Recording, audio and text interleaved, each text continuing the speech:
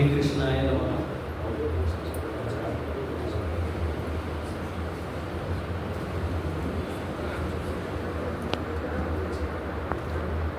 अत्र विराजमान श्री मदन मोहन जी के युगल चरणों में दंडवत प्रणाम करते हुए उपस्थित सभी वैष्णवों का सिद्धांत रहस्य के प्रथम सत्र के दूसरे दिन में खूब खूब स्वागत है।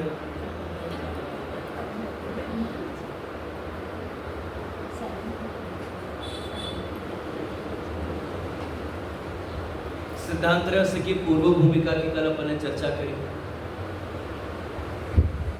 इस ग्रंथ से जुड़ा टीका साहित्य का दर्शन किया, इस ग्रंथ से जुड़ी वार्ता जी का हमने दर्शन किया।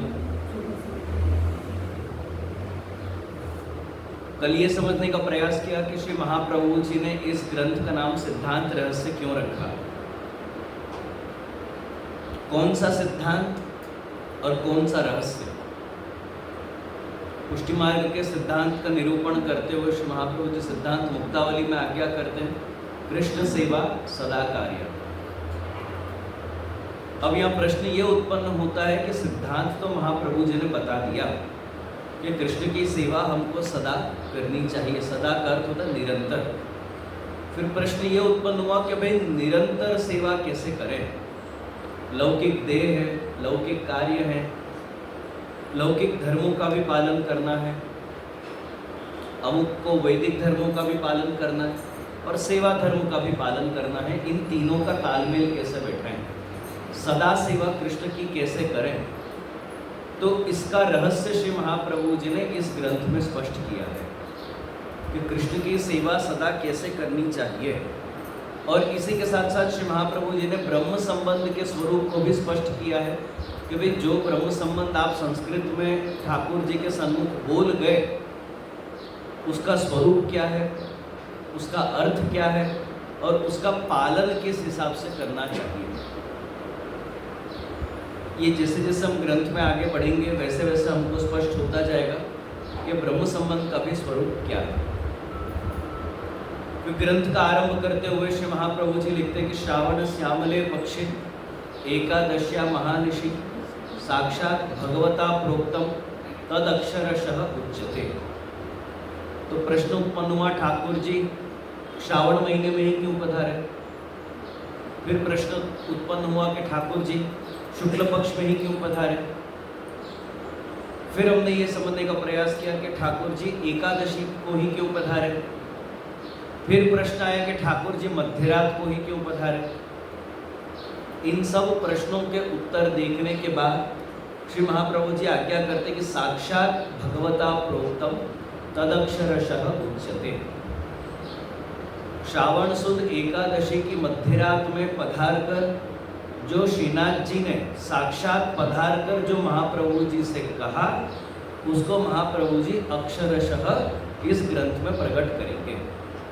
तो ये पहला श्लोक लिखने के बाद जो दूसरा श्लोक आरंभ होगा, वहां से लेकर जो इसका अंतिम श्लोक है, ये सारे शब्द श्रीनाथ जी के हैं। श्रीनाथ जी ने जो महाप्रभु जी से कहा वो दूसरे श्लोक से आरंभ होगा और अंतिम श्लोक तक हो जाएगा। अब श्रीनाथ जी के ही शब्दों को महाप्रभु जी ने अपने श्लोक का रूप दिया है, इसलिए आपको एग्जैक्टली वही शब्द नहीं मिलेंगे जो ब्रह्म संबंध मंत्र में मिलते हैं, लेकिन उसी के तात्पर्य को महाप्रभु जी ने श्लोकों के द्वारा समझाने का प्रयास किया। तो जैसे कि अपन ने चर्चा करी कि पुष्टि मार्ग का सिद्धांत है कृष्ण सेवा सदा कार्या। आप सदा सेवा तो ठीक है, अपन सदा सेवा तो बाद में करेंगे। आपने ठाकुर जी की सेवा करी, सदा पे बाद में आएंगे। आपने ठाकुर जी की सेवा करी, लेकिन क्या ठाकुर जी ने आपकी सेवा स्वीकारी, इस बात का आप निश्चय कैसे करोगे। जो सेवा स्वीकारेंगे तब फिर आप सदा सेवा पे अपनाएंगे कि सदा कैसे करेंगे। पर एक सेवा तो स्वीकार है ना ठाकुर जी, आपकी पहली सेवा ही नहीं स्वीकार है तो सदा का तो कोई प्रश्न ही नहीं उत्पन्न होगा। तो आपने, जो मैं उदाहरण देता हूँ, आप मेरे लिए जल की लोटी लेकर आए, अपन सबको झाड़ी भरने के लिए ब्रह्म संबंध लेना है। आप मेरे लिए जल की लोटी लेकर आए, अब आपने सेवा तो करी, पर आपकी सेवा अंगीकार हुई है आप कब बोल पाओगे? जब मैं जल पीऊं उसमें से, तब आपने जो सेवा करी वो आपकी सेवा यहाँ पे स्वीकार हुई। आया ख्याल में? अब आप जल की लोटी लेकर आ गए, पूरा प्रवचन में जल पीऊं नहीं, ऐसा नहीं जानबूझ के नहीं पीऊं, मैं नहीं इच्छा हुई नहीं पिया और मैं ऐसे ही चला गया। बोला आपकी सेवा स्वीकारी गई कि नहीं स्वीकारी गई? नहीं स्वीकारी।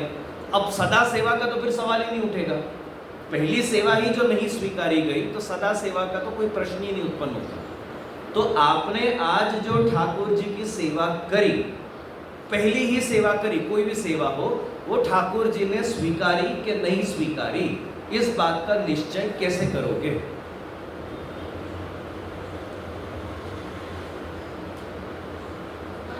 आपके द्वारा करी हुई सेवा ठाकुर जी ने, अभी देखो ठाकुर जी बोलते तो नहीं है, पहले तो बोलते थे, मालूम पड़ जाता था। अब ठाकुर जी बोलते नहीं है। अब बोलते नहीं, आपने ठाकुर जी के आगे भाई थाल तो धर दिया, अरोगा कि नहीं अरोगा?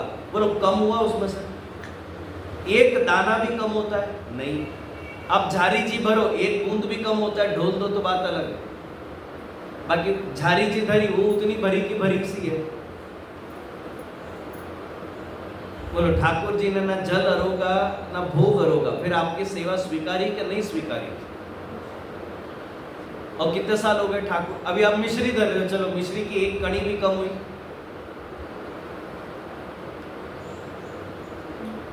नहीं कम हुई, तो आपकी सेवा ठाकुर जी स्वीकार रहे कि नहीं स्वीकार रहे? स्वीकार रहे। कैसे स्वीकार रहे? कम तो हो नहीं रहा, ना कुछ अरोग रहे, ना जल अरोग रहे, ना भोग अरोग रहे। कितनी बार तो आपके श्रृंगार भी नहीं स्वीकारते, आप करते हो तो बड़े कर देते हो, बड़े हो जाते कि नहीं? करते करते धराते धराते इधर से उधर पता, अरे श्रीमस्तक के श्रृंगार गिर गए। तो ठाकुर जी आपसे सेवा स्वीकार रहे कि नहीं स्वीकार रहे, इस बात का निश्चय कैसे करोगे? इस बात आपके द्वारा करी हुई सेवा ठाकुर जी ने स्वीकारी है, ये महाप्रभु जी अपन को दूसरे श्लोक में समझा। ब्रह्म संबंध करणात् सर्वेषां देह जीवयो सर्व दोष निवृत्ति दोषा पंच विधा स्मृता। अब ध्यान देना वापस, महाप्रभु जी ने कितने बारीकी से फिर से शब्दों का प्रयोग किया है। महाप्रभु जी क्या लिखते हैं? ब्रह्म संबंध करणात्, ब्रह्म संबंध लेने से सर्व दोषों की निवृत्ति नहीं होती है, ब्रह्म के साथ संबंध करने से सर्व दोषों की निवृत्ति होती है। ब्रह्म संबंध लेना और ब्रह्म के साथ संबंध करना, दोनों में फर्क है। एक है ब्रह्म संबंध लेके चला जाए, जिंदगी भर शक्ल नहीं दिखाए, ना मेरे को दिखाए ना ठाकुर जी को दिखाए। अब बोलो क्या उसका उद्धार श्रीनाथ जी करेंगे? क्या श्रीनाथ जी उसका उद्धार करने के लिए प्रतिबद्ध हैं?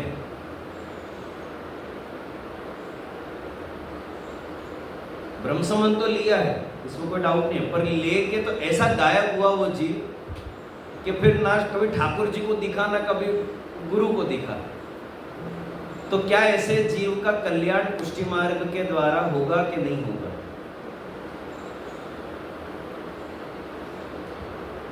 अपने पद साहित्य में आता है, श्री गोसाई जी की बधाई है, शरण आए ते तारे जे जन शरण आए ते तारे।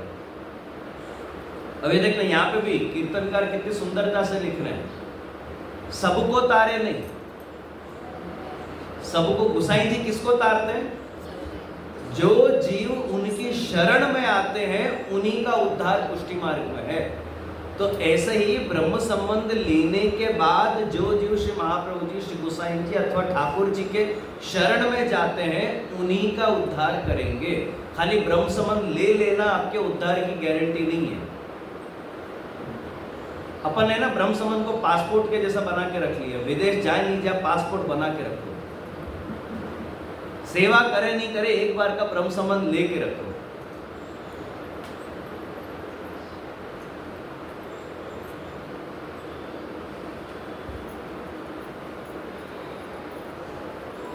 पुष्टि मार्ग पे सबका अधिकार है? नहीं। तो किसका अधिकार है? अच्छा, ब्रह्म संबंध पे सबका अधिकार है? नहीं। अपने हम लेचों को भी दिया गया है।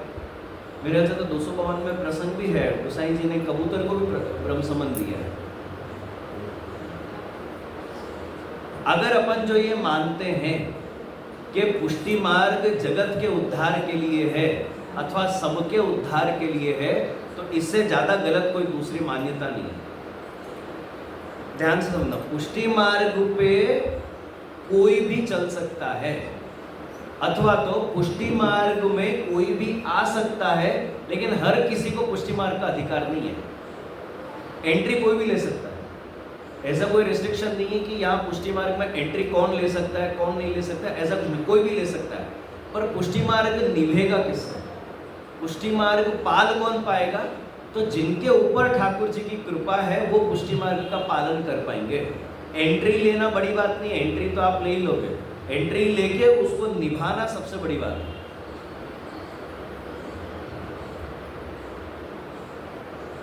पुष्टि मार्ग में अब तो कितनी सारी जगह पे भाई सामूहिक ब्रह्म संबंध, जैसे एक जमाने सामूहिक विवाह होते थे, देखा आप लोगों ने सामूहिक विवाह, अब ऐसे सामूहिक ब्रह्म संबंध भी होता है। तो अब क्या श्रीनाथ जी सबका उद्धार करने के लिए प्रतिबद्ध हैं? अपने यहाँ पे ऐसे बड़ों से सुना है कि पुष्टि मार्ग में 3 प्रकार के संबंध होते हैं। एक ब्रह्म संबंध, एक नित्य लीला संबंध और तीसरा है भाव संबंध। अब आप एक देखो, अब विशेषता बोलो कि विचित्रता बोलो, अब जो बोलना है बोलो। जरूरी नहीं कि हर वैष्णव का वल्लभ कुल के साथ ब्रह्म संबंध वाला ही संबंध हो। कितनी बार ऐसा देखने में आता है, आपने ब्रह्म संबंध किसी बालक से लिया, ठाकुर जी आप किसी दूसरे बालक से आप पुष्ट करा रहे हो, और सेवा की आज्ञा आप किसी तीसरे बालक से ले रहे हो। बोला ऐसा होता है कि नहीं? तो अब वो जो तीसरा बालक है और जो वैष्णव है उसके बीच में क्या संबंध है? ब्रह्म संबंध वाला संबंध है? नहीं, तो उसके ब्रह्म संबंध गुरु तो नहीं है। हो सकता है कि उनके नित्य लीला का संबंध हो सकता है, या फिर हो सकता है कि उनका भाव का संबंध हो। अब कहाँ चेन्नई और कहाँ खामगांव, बोलो। मैंने जीवन में कभी सोचा नहीं था कि मैं कभी यहाँ पे आऊँगा, ऐसे एक गांव है, मैं यहाँ आऊँगा, यहाँ पे आप लोग सब मेरे प्रवचन सुनोगे, यहाँ पे आके मेरे से लोग ब्रह्म संबंध भी लेंगे। तो जरूरी नहीं यहाँ बैठे सभी वैष्णवों के साथ मेरे ब्रह्म संबंध वाला संबंध हो सकता है कि अपना कोई नित्य लीला का संबंध भी हो, या हो सकता है कि अपने भाव का संबंध भी हो। इसलिए आज अपन सब यहाँ पे श्री मदन मोहन जी के सानिध्य में सत्संग करने के लिए एकत्रित हुए हैं। नहीं तो इतना बड़ा विश्व है और वैष्णव समाज भी अब तो इतना बड़ा है विश्व भर में कि कहाँ अपना मिलना हो। अब आपने ना मेरे से ब्रह्म संबंध लिया है, ना मैंने आप लोगों में से किसी के ठाकुर जी पुष्टि किए, पर फिर भी आप और मैं अपन यहाँ मिले हैं और सिद्धांत रस के ऊपर चर्चा करने के लिए यहाँ बैठे हैं। तो हो सकता है कि कोई नित्य लीला का अपना संबंध हो, या हो सकता है कि भाव संबंध हो कि भाई नहीं हमको जे सरल लगते हैं, या जे का हमको सुनना अच्छा लगता है, या भी दोपहर को और कोई चारा नहीं है जाना ही पड़ेगा। जो भी संबंध हो, जो भी भाव हो। तो महाप्रभु जी सबसे पहले तो आज्ञा करते हैं कि ब्रह्म संबंध करना, ब्रह्म के साथ संबंध करने से ही सर्व दोषों की निवृत्ति होती है। खाली ब्रह्म संबंध लेके निकल जाने से अपने दोषों की निवृत्ति नहीं होती। अब यहाँ एक प्रश्न और उत्पन्न होता है, अपने घर में विराजते ठाकुर जी, अपन सबके घर ठाकुर जी विराज रहे, आप लोग मानते हो कि ये कृष्ण ही है? अपने घर में विराजमान ठाकुर कृष्ण ही है। अब चाहे बालकृष्ण लाल के रूप में हो, चाहे मदन मोहन जी के रूप में विराजते हो, चाहे श्रीनाथ जी के रूप में विराजते हो, रूप कोई भी हो ठाकुर जी का, पर क्या वो कृष्ण है कि नहीं है? कृष्ण नक्की बात है, इसको कोई डाउट है? अब यहाँ पे आपने कभी ये प्रश्न पूछा कि जे आप ठाकुर जी तो कृष्ण पधरा रहे हो, पर संबंध ब्रह्म के साथ क्यों करा रहे हो? आप ब्रह्म संबंध लेते हो पर सेवा कृष्ण की करते हो। समझ में आ रहा है मैं जो पूछ रहा हूं? आप संबंध ब्रह्म के साथ स्थापित करते हो लेकिन सेवा कृष्ण की कर रहे हो, तो ऐसा क्यों? और चलो अगर आप रिटर्न तर्क ये दो कि जैसे ब्रह्म और कृष्ण एक ही हैं, बराबर, ब्रह्म और कृष्ण अगर एक ही हैं, तो आज तक 550 साल में आपने कभी कृष्ण संबंध शब्द का नाम सुना है? कि चलो अरे तुम्हारा ब्रह्म संबंध हुआ कि नहीं ये जरूर पूछेंगे, तुम्हारा कृष्ण संबंध हुआ कि नहीं आज तक किसने पूछा है? नहीं। तो फिर ब्रह्म और कृष्ण एक हैं कि अलग हैं? तो सेवा कृष्ण की कर रहे हैं, संबंध ब्रह्म के साथ है, ये पूरा चक्कर क्या है भाई? जिसके साथ संबंध है उनकी सेवा करें, या जिनकी सेवा कर रहे हैं उनके साथ संबंध कराओ। आप संबंध, आप फोटो एक का दिखा रहे हो, शादी किसी और से क्यों करा रहे हो? बोलो, पहले के जमाने में घूंघट सेहरा सब इसलिए लंबा लंबा डाल देते, अंदर दूल्हा दुल्हन बदल जाए तो मालूम नहीं पड़ेगा।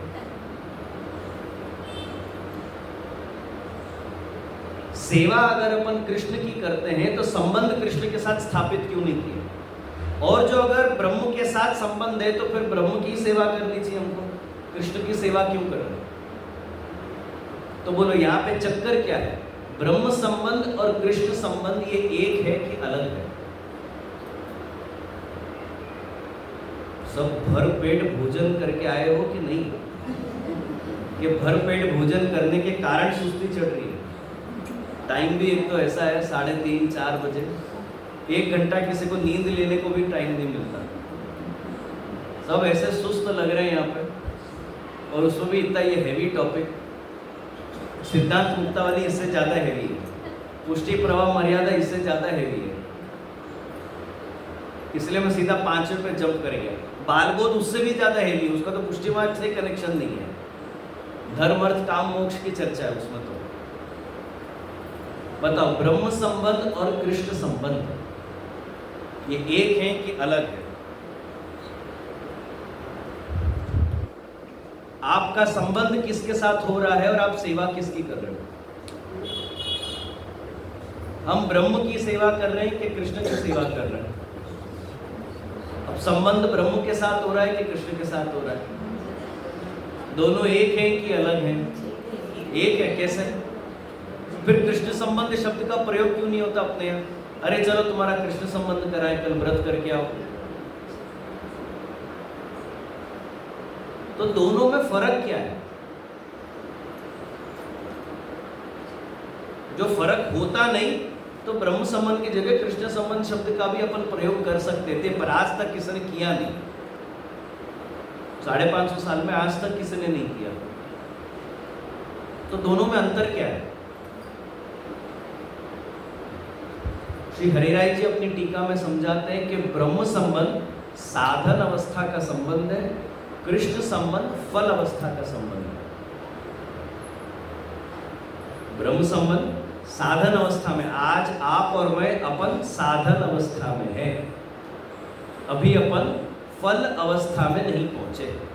जिस दिन हम फल अवस्था में पहुंचेंगे उस दिन आपका ब्रह्म संबंध अपने आप कृष्ण संबंध में बदल जाएगा। अलग से आपको व्रत करने की जरूरत नहीं, अपने आप बदल जाएगा। पर अब पता कैसे चलेगा कि आप साधन से फल में चले गए? अभी अपन साधन सेवा करते हैं कि अपनी सेवा फलात्मक है? अभी साधन सेवा किस आधार पे आप लोग बोलते हो कि अपनी साधन सेवा है? फल सेवा क्यों नहीं? भगवान फल है कि नहीं? भगवान फल है, फल रूप है भगवान, वो घर विराज रहे। फिर सेवा साधन सेवा क्यों है? किस आधार पे ये बोला जाता है कि आज जो अपनी सेवा है वो साधन सेवा है?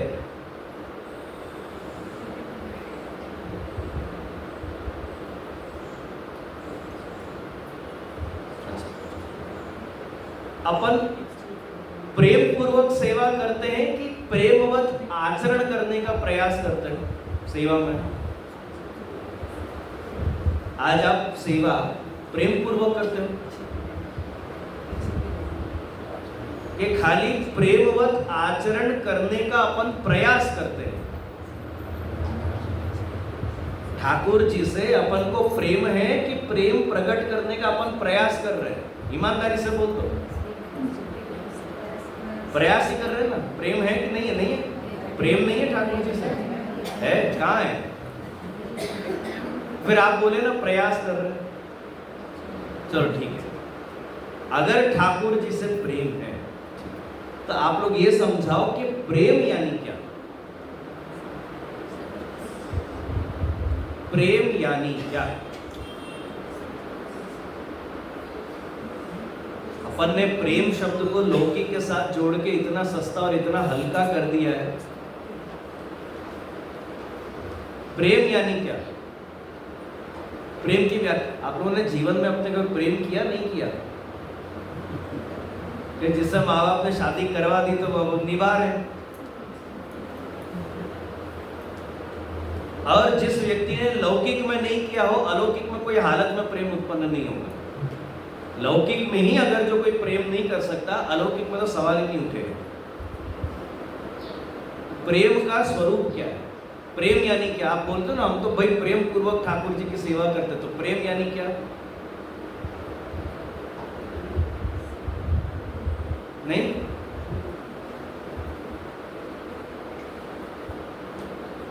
श्री गोसाई जी प्रेम की व्याख्या करते हैं, आविर्भाव दिनेन येन गणितो हेतु स्तनीयान। जहां पे प्रेम का आविर्भाव होने में छोटे से छोटा कारण भी नहीं हो और फिर भी प्रेम उत्पन्न होता हो, वो प्रेम। और इसी को अपने यहाँ दूसरे शब्दों में निरुपाधि स्नेह भी कहते हैं, बिना किसी कारण का स्नेह। निरुपाधि यानी बिना किसी उपाधि का स्नेह।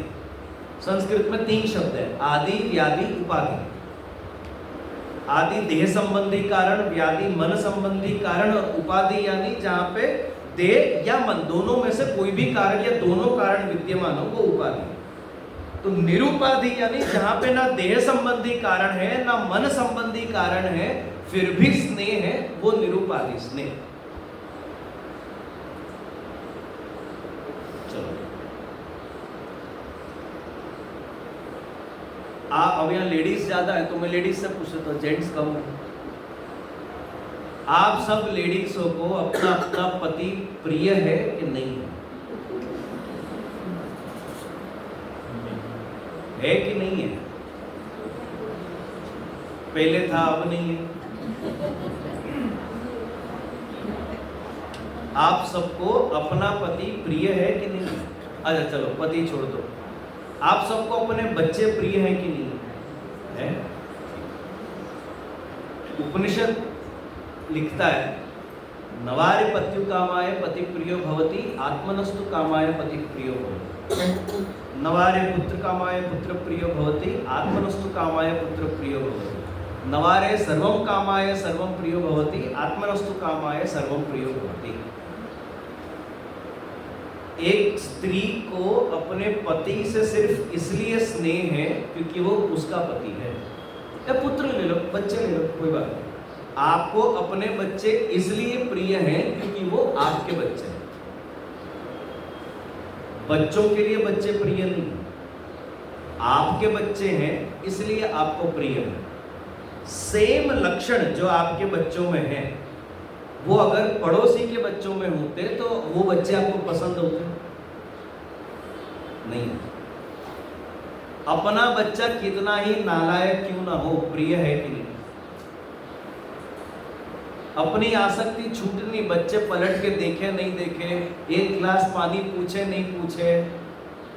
अब तो मैं तो कितनी बार ऐसे मजाक में पदरामनियों में बोलता ही हूँ कि भाई ये सब अपन सब की जनरेशन ऐसी है, अपन बड़ों से भी सुन लिए, अब बच्चों से भी सुनेंगे, सास से भी सुने, बहू से भी सुनेंगे, ससुर से भी सुने, बेटों से भी सुनेंगे।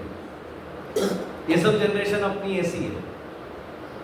लेकिन फिर भी अपने को अपने बच्चे प्रिय है कि नहीं? वो आपके बच्चे हैं इसलिए आपको प्रिय है। यही लक्षण जो पड़ोसी के बच्चों में होते तो आपको प्रिय नहीं होते। पड़ोसी का बच्चा आपके बच्चे से होशियार होगा तो भी प्रिय नहीं होगा, अपन जलन खाएंगे। तो उपनिषद आज्ञा करता है, मूलतः जो स्नेह है वो खुद के अंदर है। पति के लिए पति प्रिय नहीं है, पुत्र के लिए पुत्र प्रिय नहीं है, घर के लिए घर प्रिय नहीं है। मेरा पति है इसलिए प्रिय है, मेरा पुत्र है इसलिए प्रिय है, मेरा घर है इसलिए प्रिय है। तो मूलतः जो स्नेह है वो खुद के अंदर है, आपसे जुड़ा हुआ है इसलिए आपको पसंद है। आपसे जुड़ा हुआ नहीं होता तो आपको पसंद नहीं होता। अब ये मेरे को आप बताओ कि आप खुद को प्रिय हो कि नहीं? आप खुद को प्रिय हो कि नहीं? आप खुद को पसंद करते हो कि नहीं? करते हो? फिर खुद से नफरत है, अपने को शक्ल देखनी पसंद नहीं, हमने घर से सारे कांच हटवा लिए। पहले तो छोटे छोटे कांच आते थे, अब लंबे लंबे कांच हो गए, बड़े बड़े, कि फुल हाइट दिखनी चाहिए। बोलो, अपन मोबाइल में भी अब सेल्फी कैमरा सबसे पहले अपन देखते हैं अच्छा मेगापिक्सल है कि नहीं। खुद की फोटो खींचने से ऊंचे नहीं आते। बोलो, अपन खुद को पसंद करते हैं कि नहीं करते? किस कारण से? आप खुद को किस कारण से पसंद करते हो? ऐसा आपने आपके जीवन में क्या सिद्ध कर लिया कि आप खुद को इतना पसंद करते हो? अपन ने ऐसे क्या झंडे गाड़ दिए, अपन ऐसे कौन सी तोप है कि अपन खुद को इतना पसंद करते हैं? कोई कारण? उपनिषद कहता है आप कोई कारण नहीं दे पाओ, कोई कारण ही नहीं है। ऐसा स्नेह जब ठाकुर जी में हो जाए वो प्रेम। आप खुद को बिना किसी कारण के जो पसंद करते हो, ऐसा पसंद जब ठाकुर जी आ जाए, जब सेवा ऐसी पसंद आने लग जाए, ठाकुर जी संबंधित हर एक वस्तु जब इतनी पसंद आने लग जाए, वो प्रेम है। तब तक प्रेम नहीं है, तब तक स्वार्थ है, चाहे आप फिर मानो कि नहीं मानो। भले आज आप बोलो कि नहीं नहीं मेरे को ठाकुर जी बहुत प्रिय हैं, मेरे को ठाकुर जी बहुत पसंद है, तो आपको ठाकुर जी तब तक ही पसंद होंगे जब तक आपकी इच्छा पूरी होती होगी। जहां ठाकुर जी आपकी इच्छा से विपरीत जाके काम करेंगे ना, फिर देखना आपको ठाकुर जी कितने प्रिय हैं। मैं एक चैलेंज देता हूं आप लोगों को, अगले साल तक जब तक अपन मिले तब तक में जो पूरा एक साल आप जो जो इच्छाएं करो, भाई ये हो जाए तो अच्छा, वो हो जाए तो अच्छा, बिजनेस में ऐसा हो जाए तो अच्छा, दुकान में ये हो जाए तो अच्छा, लौकिक जीवन में ये हो जाए तो अच्छा, आप जो जो इच्छा करो आपकी इच्छा से विपरीत पूरा साल जाए, और फिर अगले साल जब अपन मिले तब आप बताना कि आपको ठाकुर जी कितने प्रिय हैं। आपकी श्रद्धा ठाकुर जी में बढ़ी कि घटी? चैलेंज लेना है।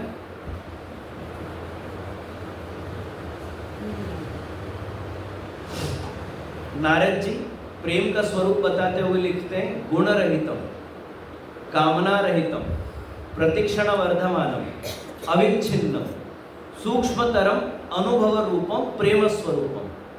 प्रेम का स्वरूप कैसा है? तो सबसे पहले लिखते हैं गुण रहितम। गुण रहितम यानी सात्विक, राजस, तामस जैसे गुणों से जो रहित है। प्रेम के अंदर जहां पे सत्वगुण का मिश्रण नहीं, रजोगुण का मिश्रण नहीं और तमोगुण का भी जहां मिश्रण नहीं हो, ऐसे निर्गुण प्रेम को ही प्रेम कहते हैं। सत्वगुणी प्रेम यानी कैसा? भाई अपन सबको ठाकुर जी पसंद, अपन सब सेवा करते हैं, अपन सब उनकी भक्ति करते हैं। भाई ठाकुर जी की भक्ति करो तो वैकुंठ में वास मिलेगा, बराबर। कितने लोग इसके लिए सेवा करते हैं? जो आप ये भावना रखो कि ठाकुर जी की सेवा करने से वैकुंठ वास मिलेगा, तो ये प्रेम में सत्व गुण का मिश्रण है। तो वैकुंठ नहीं मिलता तो नहीं करते, सीधी बात है, इसका ऑपोजिट यही बनता है। तो ये प्रेम में सत्व गुण का मिश्रण। प्रेम में रजोगुण का मिश्रण, इंद्रियों की सुखाकारी के लिए। भाई ठाकुर जी की, आप सबको श्रृंगार पसंद है कि नहीं? कि नहीं? अब किसको श्रृंगार पसंद होंगे, किसको सामग्री पसंद होगी। अब ठाकुर जी की सेवा करने में हमको आनंद आता है, ठाकुर जी के श्रृंगार करने में आनंद आता है, ठाकुर जी की सामग्री करने में आनंद आता है। तो भाई सेवा तो कर रहे हो, भक्ति तो कर रहे हो, पर इसलिए कर रहे हो क्योंकि आनंद आता है। जो कल को चल के कोई कारण से आनंद आना बंद हो जाए तो वो सेवा भी आपकी बंद हो जाएगी। इंद्रियों से आपका स्नेह या आपका प्रेम या आपकी भक्ति जुड़ी हुई है, तो जब तक इंद्रियों को आनंद आ रहा है, इंद्रियों की सुखाकारी है, तब तक करेंगे। जो इंद्रियों को सुखाकारी बंद हो गई तो हम नहीं करेंगे। चलो मैं दूसरे तरीके से समझा। अब कुछ लोग नीचे बैठे हैं, कुछ लोग ऊपर बैठे हैं, बराबर। ऊपर बैठने में सुख है कि नीचे बैठने में सुख है? नीचे बैठने में। तो सब ऊपर क्यों बैठे? हाँ ठीक है, कोई बात नहीं। तो आप लोगों के लिए सुख ऊपर बैठने में, नीचे बैठने में नहीं है। नीचे बैठेंगे तो दिक्कत आएगी, तकलीफ पड़ेगी, तो सुख नहीं है। सुख का है ऊपर बैठने में। अब 4 दिन तक ऊपर बैठे रहो, 4 दिन तक हिले बिना ऊपर बैठे रहो। ऊपर बैठने में सुख है ना, बैठे रहो 4 दिन तक। बोलो बैठ पाओगे? क्यों? आप ही बोले ना ऊपर बैठने में सुख है। आप ही बोले ना ऊपर बैठने में सुख है। 4 दिन बैठे रहो हिले बिना, नहीं बैठ पाओ। क्यों?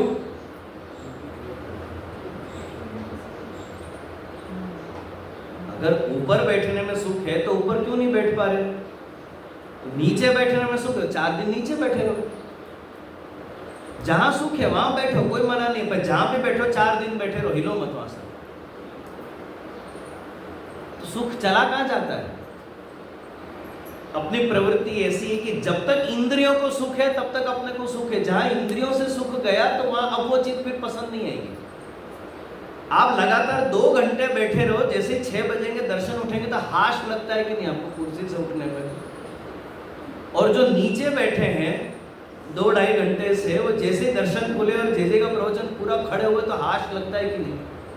तो यानी सुख आना बंद हो गया। इंद्रियों को पैर दुख रहे, गिरिराज परिक्रमा कर रहे हैं, 5 कोसी करते करते सांस फूल गई, कहीं बैठने को मिल जाए तो वो जो बैठने की जो बेंच है ना, वो आपको एकदम भगवान समान लगेगी कि हाश सही टाइम पर बेंच मिल गई हमको तो हम बैठ गए। और बैठे कितनी देर रह सकते हो? जब तक इंद्रियों को सुख है तब तक ही बैठ पाओगे। जैसे ही इंद्रियों का सुख खत्म हो गया फिर उससे ज्यादा बैठ नहीं पाओगे, फिर उठ के चल दोगे। चलते चलते भी कब तक चलोगे? जब तक इंद्रियों को अच्छा लग रहा है तब तक ही चलोगे। उसमें भी जो इंद्रियों का सुख चला गया तो फिर बैठ जाओगे, और या तो फिर दंडोती करोगे, लेट जाओगे थोड़ी देर। तो अब तो ना चलने में सुख है ना बैठने में सुख, अब तो लेटने में सुख है। रात को अपन सबकी हालत यही हो जाती है ना, रात होते होते अपन सबकी यही हालत है, क्योंकि अब तो ना बैठते बनता ना उठते बनता, अब तो लेट जाओगे। अब इससे ज्यादा ना बैठ सकते हैं ना उठ सकते हैं। तो इंद्रियों की सुखाकारी के लिए जो भक्ति करता है कि भाई ये करना हमको बहुत पसंद है, वो करना हमको बहुत पसंद है, तो आपकी भक्ति में ये रजोगुण का मिश्रण है। इंद्रियों की सुखाकारी के लिए जो भक्ति करता है या इंद्रियों की सुखाकारी के हिसाब से जो भक्ति करता है, वो भक्ति में, प्रेम में रजोगुण का मिश्रण।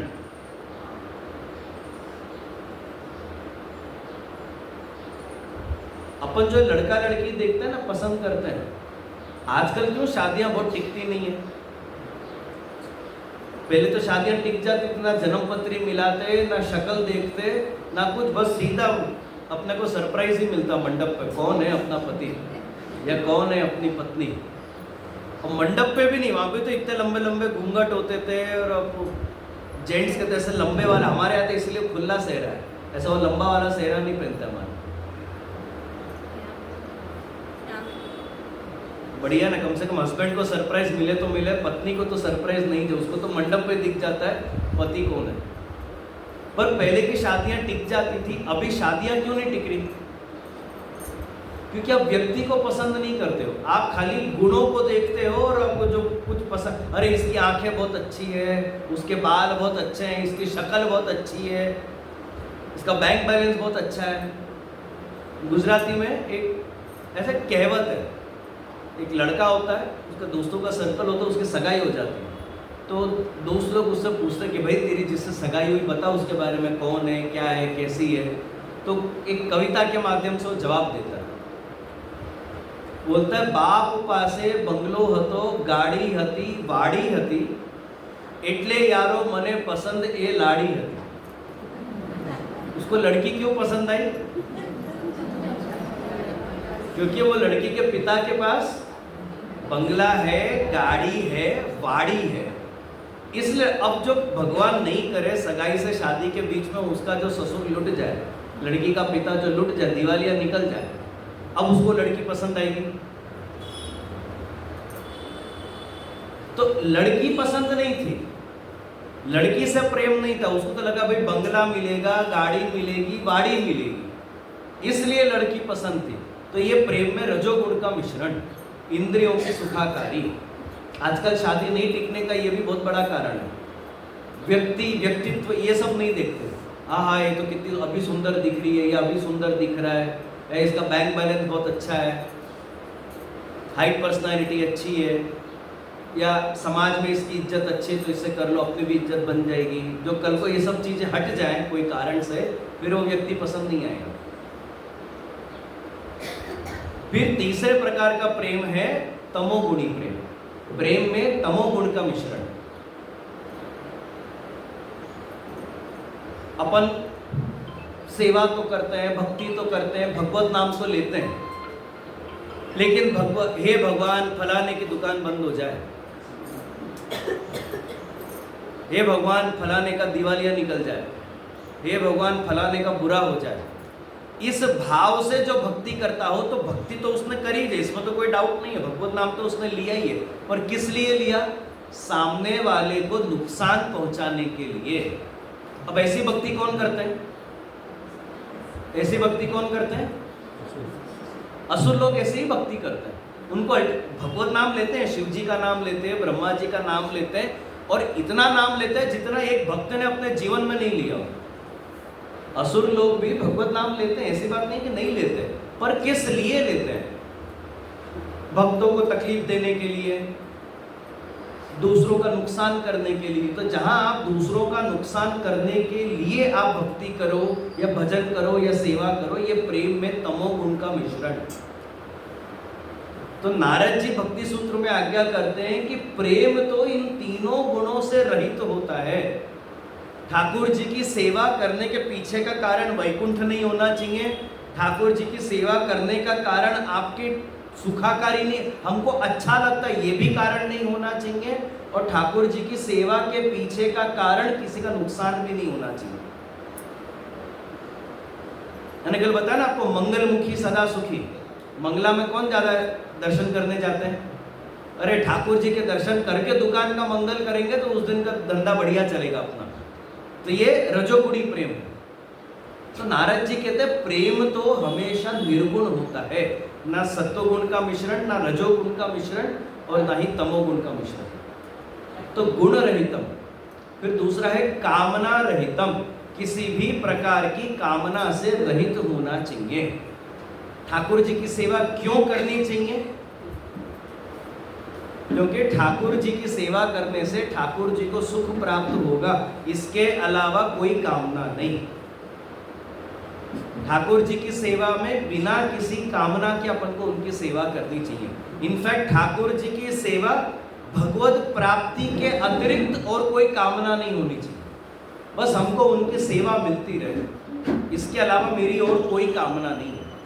ना पैसों की कामना, ना पुण्य की कामना, ना स्वर्ग की कामना, कामना रहित, प्रतिक्षण वर्धमान। प्रेम का तीसरा लक्षण है प्रतिक्षण वर्धमान, एक क्षण से दूसरा क्षण प्रेम बढ़ा हुआ होना चाहिए। प्रेम में स्थिरता ये प्रेम के लक्षण के विरुद्ध, वो प्रेम ही नहीं है। अरे जिस दिन ब्रह्म संबंध लिया था उस दिन जो मेरा भाव था ठाकुर जी में, आज 25 साल बाद भी हमारा वही भाव है, तो वो प्रेम है ही नहीं, वो भाव है ही नहीं। आपका भाव स्थिर हो गया, अटक गया ना। एक क्षण से दूसरा क्षण वो भाव बढ़ा हुआ होना चाहिए। श्री महाप्रभु जी तो सुबोधनी जी में गोपियों के प्रेम की अवस्था का वर्णन करते हुए लिखते हैं कि उत्तरो उत्तरम वृद्धिम आरब्धे। गोपियों का प्रेम, ठाकुर जी जब गोकुल में प्रकटे उस समय जो गोपियों के अंदर प्रेम था, वो उस क्षण से लेकर रास पंचाध्याय तक इतना गुना बढ़ गया था कि वो कितना बढ़ेगा और कब तक बढ़ेगा इसकी कोई सीमा नहीं। उत्तरों उत्तर आगे बढ़ बढ़ के बढ़ता ही रहा। एक दिन से दूसरे दिन, एक क्षण से दूसरे क्षण में प्रेम बढ़ा हुआ होना चाहिए। प्रेम में किसी घटना तो नहीं चाहिए, लेकिन किसी भी प्रकार की स्थिरता, ये भी प्रेम के लक्षण के विरुद्ध है। बोला अपन सबको अपने पति शादी के टाइम जितने पसंद थे आज भी उतने ही पसंद है कि घट गए? बढ़ने का तो सवाल ही नहीं उठता। बताओ, तो वो प्रेम है कि नहीं है? उसको प्रेम बोलना चाहिए कि नहीं बोलना चाहिए?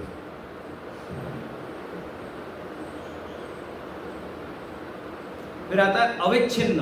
प्रेम का चौथा लक्षण है बिना किसी रुकावट का। प्रेम ऐसा होना चाहिए कि विपरीत से विपरीत संजोग उत्पन्न हो जाए, लेकिन फिर भी आपके प्रेम को रोक नहीं सके, वो प्रेम है।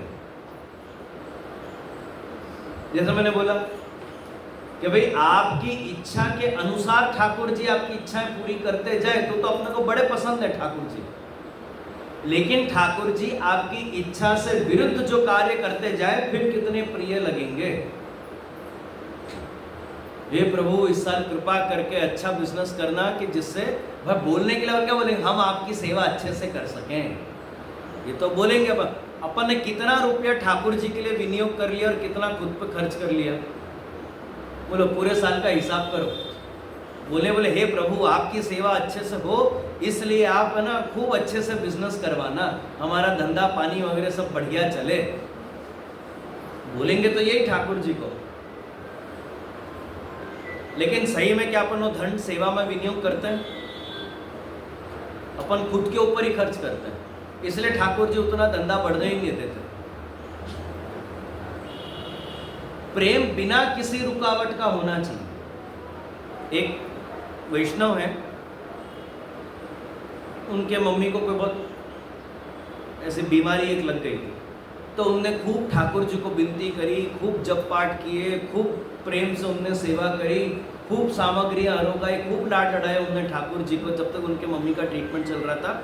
लेकिन अनफॉर्चुनेटली वो ठीक नहीं हो पाया और हरिशरण हो गया। उस दिन जो उनको धक्का लगा कि अरे मैंने इतनी सेवा करी, मैंने इतनी भक्ति करी, मैंने इतने जप पाठ किए, लेकिन फिर भी ठाकुर जी ने मेरी एक इच्छा पूरी नहीं करी, उस दिन उनने अपने ठाकुर जी को उठा के शोकेस में रख दिया। शोकेस में उठा के रख दिया, ठाकुर को सेवा ही नहीं करनी। बोलो प्रेम में रुकावट है कि नहीं? तो प्रेम किस लिए था? जो उनके माँ बच जाते तो वो तो बड़े प्रेम से ठाकुर जी की सेवा करते रहते, पर क्योंकि उनकी इच्छा पूरी नहीं हुई तो उनका प्रेम वही खंडित हो गया और उन्होंने ठाकुर जी को उठा के शोकेस में पधरा दिया। ऐसे मेरे एक बार उनके घर पधराम नहीं हुई, तब मेरे को बात मालूम पड़ी तो मैं तो बड़ा गुस्सा किया उनके ऊपर। उस दिन से उन्हें पधराम नहीं करे। मैं वहाँ जाता तो हूँ वो शहर, तो उस दिन से लेके आज तक उन्हें दूसरी बार पधरामनी नहीं कराई। खैर उसका कोई दुख नहीं है, पर बात यह है कि अपनी हालत कैसी है। बोलने के लिए ठाकुर जी हैं, बोलने के लिए प्रेम है, बोलने के लिए सेवा है, लेकिन ये सब कब तक है? जब तक अपनी इच्छा पूरी होती हो तब तक।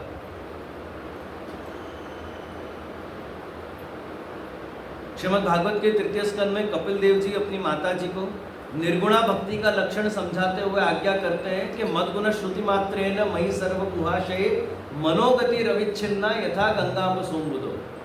अपने मन की गति अविच्छिन्न होकर ठाकुर जी में लगे। किस प्रकार से? तो जैसे गंगा जी का प्रवाह, गंगा जी का प्रवाह आज तक रुका, रुकावटें तो बहुत आई। गंगा जी के प्रवाह में रुकावटें तो बहुत आई। गंगोत्री से लेके जहां तक भी गंगा जी बहती हो वहां तक आप देखो तो जगह जगह पे पुल बन रहा है, बांध बन रहे हैं, अलग अलग पत्थर गिर रहे हैं, डाइवर्जन वगैरह सब हो रहा है। लेकिन क्या गंगा जी का प्रवाह इतने वर्षों में आज तक रुक पाया? रुकावटें नहीं आई ऐसा नहीं है, गंगा जी के प्रवाह में खूब रुकावटें हैं, पर क्या उनका प्रवाह रुक गया? इस प्रकार से अपने मन की गति ठाकुर जी में अविच्छिन्न होकर लगी रहे, ये निर्गुणा भक्ति का लक्षण है।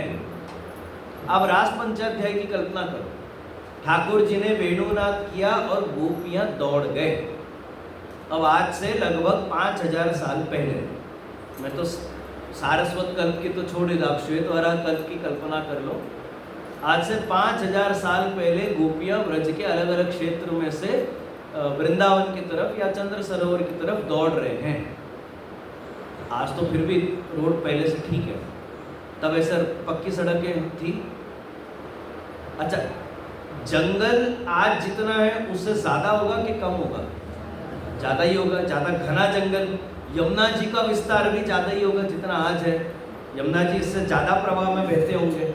पर क्या गोपियों का भी कोई मथुरा से है, ना कोई नंदगाम से है, ना कोई गोकुल से है, ना कोई बरसाना से है, कोई ये वन से वो वन से, अलग अलग ब्रज के क्षेत्र से गोपियां दौड़ के चंद्र सरोवर पहुंचे बिना पाँव में चप्पल पहने। क्या उनको बीच में रुकावटें नहीं आई होंगी? क्या लगता है कि उनके लिए तो एकदम रास्ता सामने साफ हो गया तो दौड़ के चले गए, कांटे वाटे नहीं लगे होंगे? आज 7 कोस की परिक्रमा करने में अपनी हालत टाइट हो जाती, वो भी आज तो फिर भी रास्ता बन गया है, सड़कें बन गई है, फुटपाथ वगैरह सब अच्छे बन गए हैं, उसमें ही अपनी हालत खराब हो जाती। अब ये आपको दौड़ के चंद्र सरोवर जाना है, बोलो रुकावटें आई होंगी कि नहीं आई होंगी? आई होंगी। पर क्या वो रुकावटों के कारण गोपियां रुक गए? यह महत्वपूर्ण है। रुकावटें आना बड़ी बात नहीं है, रुकावटें तो सबके जीवन में आएगी, पर रुकावट जहां पे आपको नहीं रोक सके और उनको पार करके आप ठाकुर जी तक पहुंचो, वो प्रेम है अविच्छिन्नम। जरूर रुकावटें आई होंगी गोपियों को, लेकिन वो गोपियों को रोक नहीं सके। अपने पद साहित्य में आता है ना, चितवन रोके हूं ना ही रुकी, कि जिनको आप रोकना चाहो लेकिन फिर भी सामने वाला जो नहीं रुकता हो, ऐसा एक प्रवाह जिसके मन में बह जाए, वो अविच्छिन्न है। तो प्रेम का स्वरूप कैसा? तो अविच्छिन्नम। और यही अविच्छिन्न को अपने यहाँ श्री महाप्रभु जी सिद्धांत मुक्तावली में कृष्ण सेवा सदा कार्या, कृष्ण की सेवा सदा करो, और ऐसा करो कि कंटिन्यू आपकी सेवा किसी न किसी प्रकार से चलती रहे। आप अपने जीवन में जो भी करो, सुबह उठने से लेकर रात को सोने तक, इनफैक्ट दूसरे दिन सुबह उठने तक जो भी करो, वो ठाकुर जी की सेवा से जुड़ा हुआ होना चाहिए। ये कृष्ण सेवा सदा कार्य है। गोपियों ने कितने महीने रास किया? 6 महीने। लौकिक उदाहरण ले लो, अभी नवरात्रि चालू होगी, आप लोग सब गरबा खेलने जाओगे कि नहीं? जाओगे? कितने घंटे नाच सकते हो आप? कितने घंटे? 2, 3, 4, 6 घंटे लगातार? 6 महीने तो दूर की बात है, 6 घंटे लगातार नाच लोगे?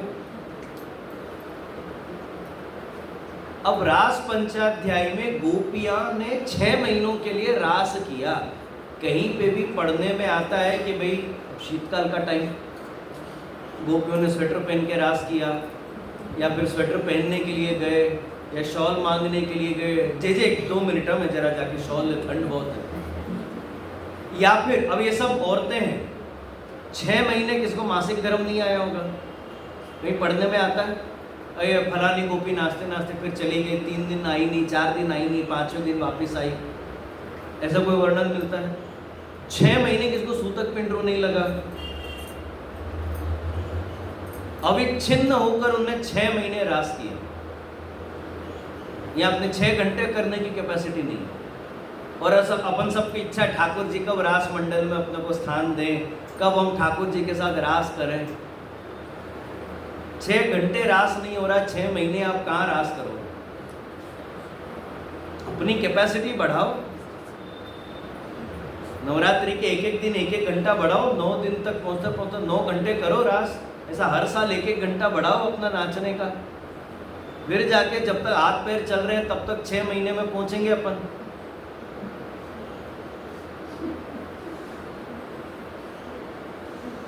अविच्छिन्नम। फिर आगे नारद जी कहते हैं अनुभव रूपम, सूक्ष्मतरम अनुभव रूपम। प्रेम का जो अनुभव, प्रेम में सूक्ष्म से सूक्ष्म विषयों का भी अनुभव होता है। आप लोगों ने लौकिक में गीत सुना है कि नहीं? आंखों ही आंखों में इशारा हो गया, सुना है? 2 प्रेमियों को आपस में बात करने के लिए शब्दों की आवश्यकता नहीं होती, आंखों से ही वो एक दूसरे से बात कर लेते हैं, एक्सप्रेशन से ही पकड़ लेते हैं ये बोलना क्या चाह रहा है और वो समझ जाता है। और जैसे से शादी हो जाए, साल निकले, वो खत्म हो जाती है वो समझ, वो फिर समझ नहीं आता, वो इशारा कर कर के थक जाते हैं। यहाँ अपने दिमाग में, जेंट्स के तो दिमाग में नहीं घुसता बोल क्या रही है। प्रेम में तो सूक्ष्म से सूक्ष्म विषयों का अनुभव होता है।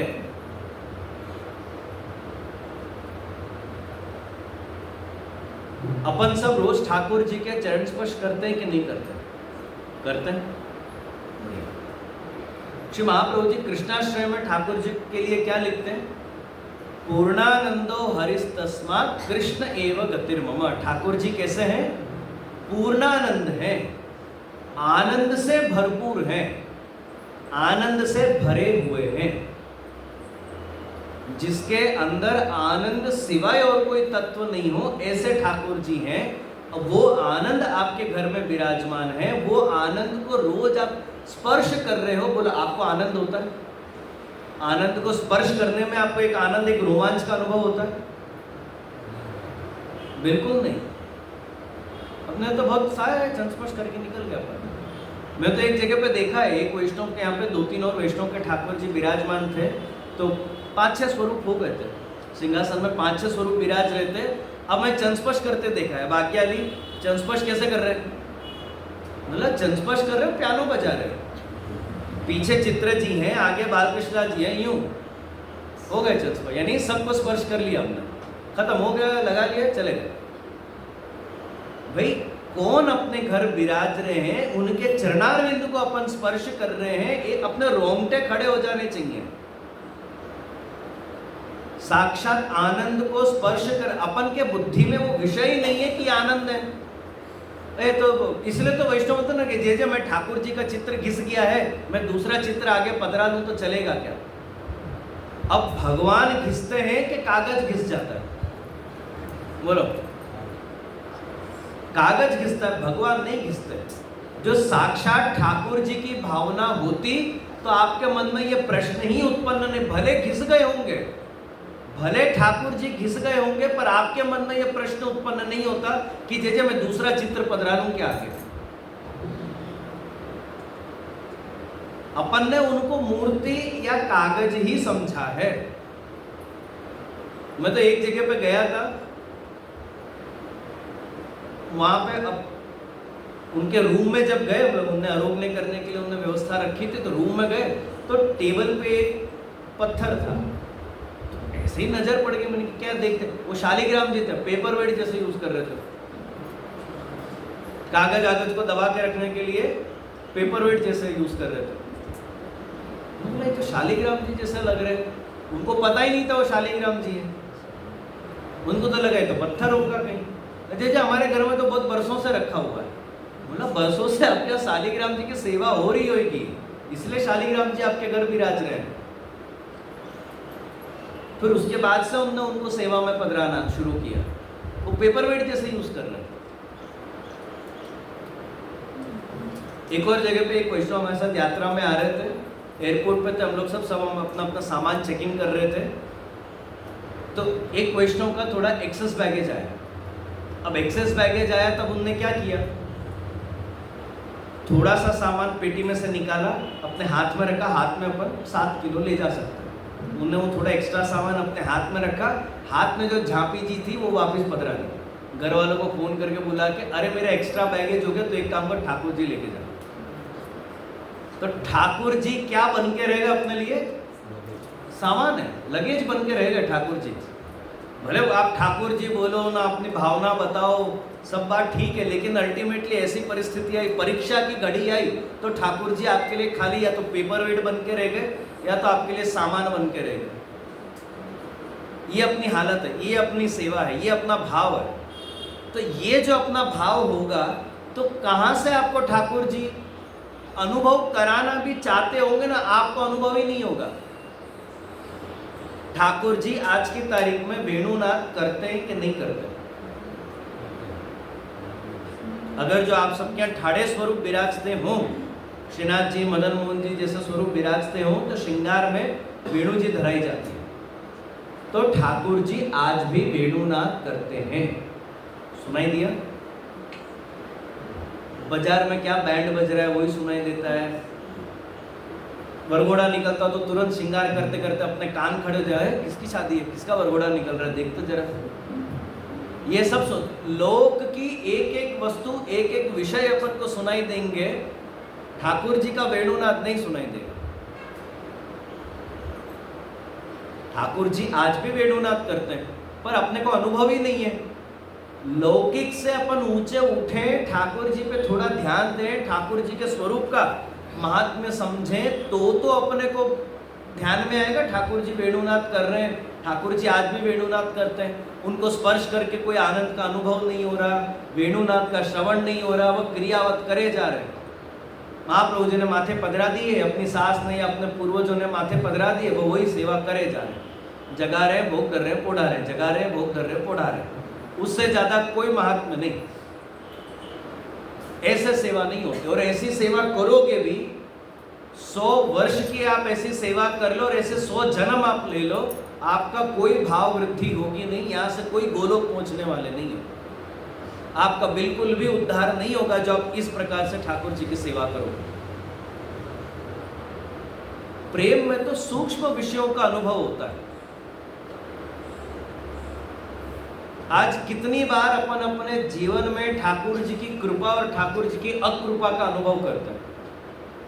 अपने मुंह से निकलते ही है लौकिक में शब्द, अरे अभी भी तेरी ठाकुर जी की तेरे पर कृपा नहीं हुई। या फिर किसी वैष्णव से मैं पूछता ना, भाई आप सेवा क्यों नहीं करते, अभी भी जय जय ठाकुर जी की हमारे ऊपर कृपा नहीं हुई।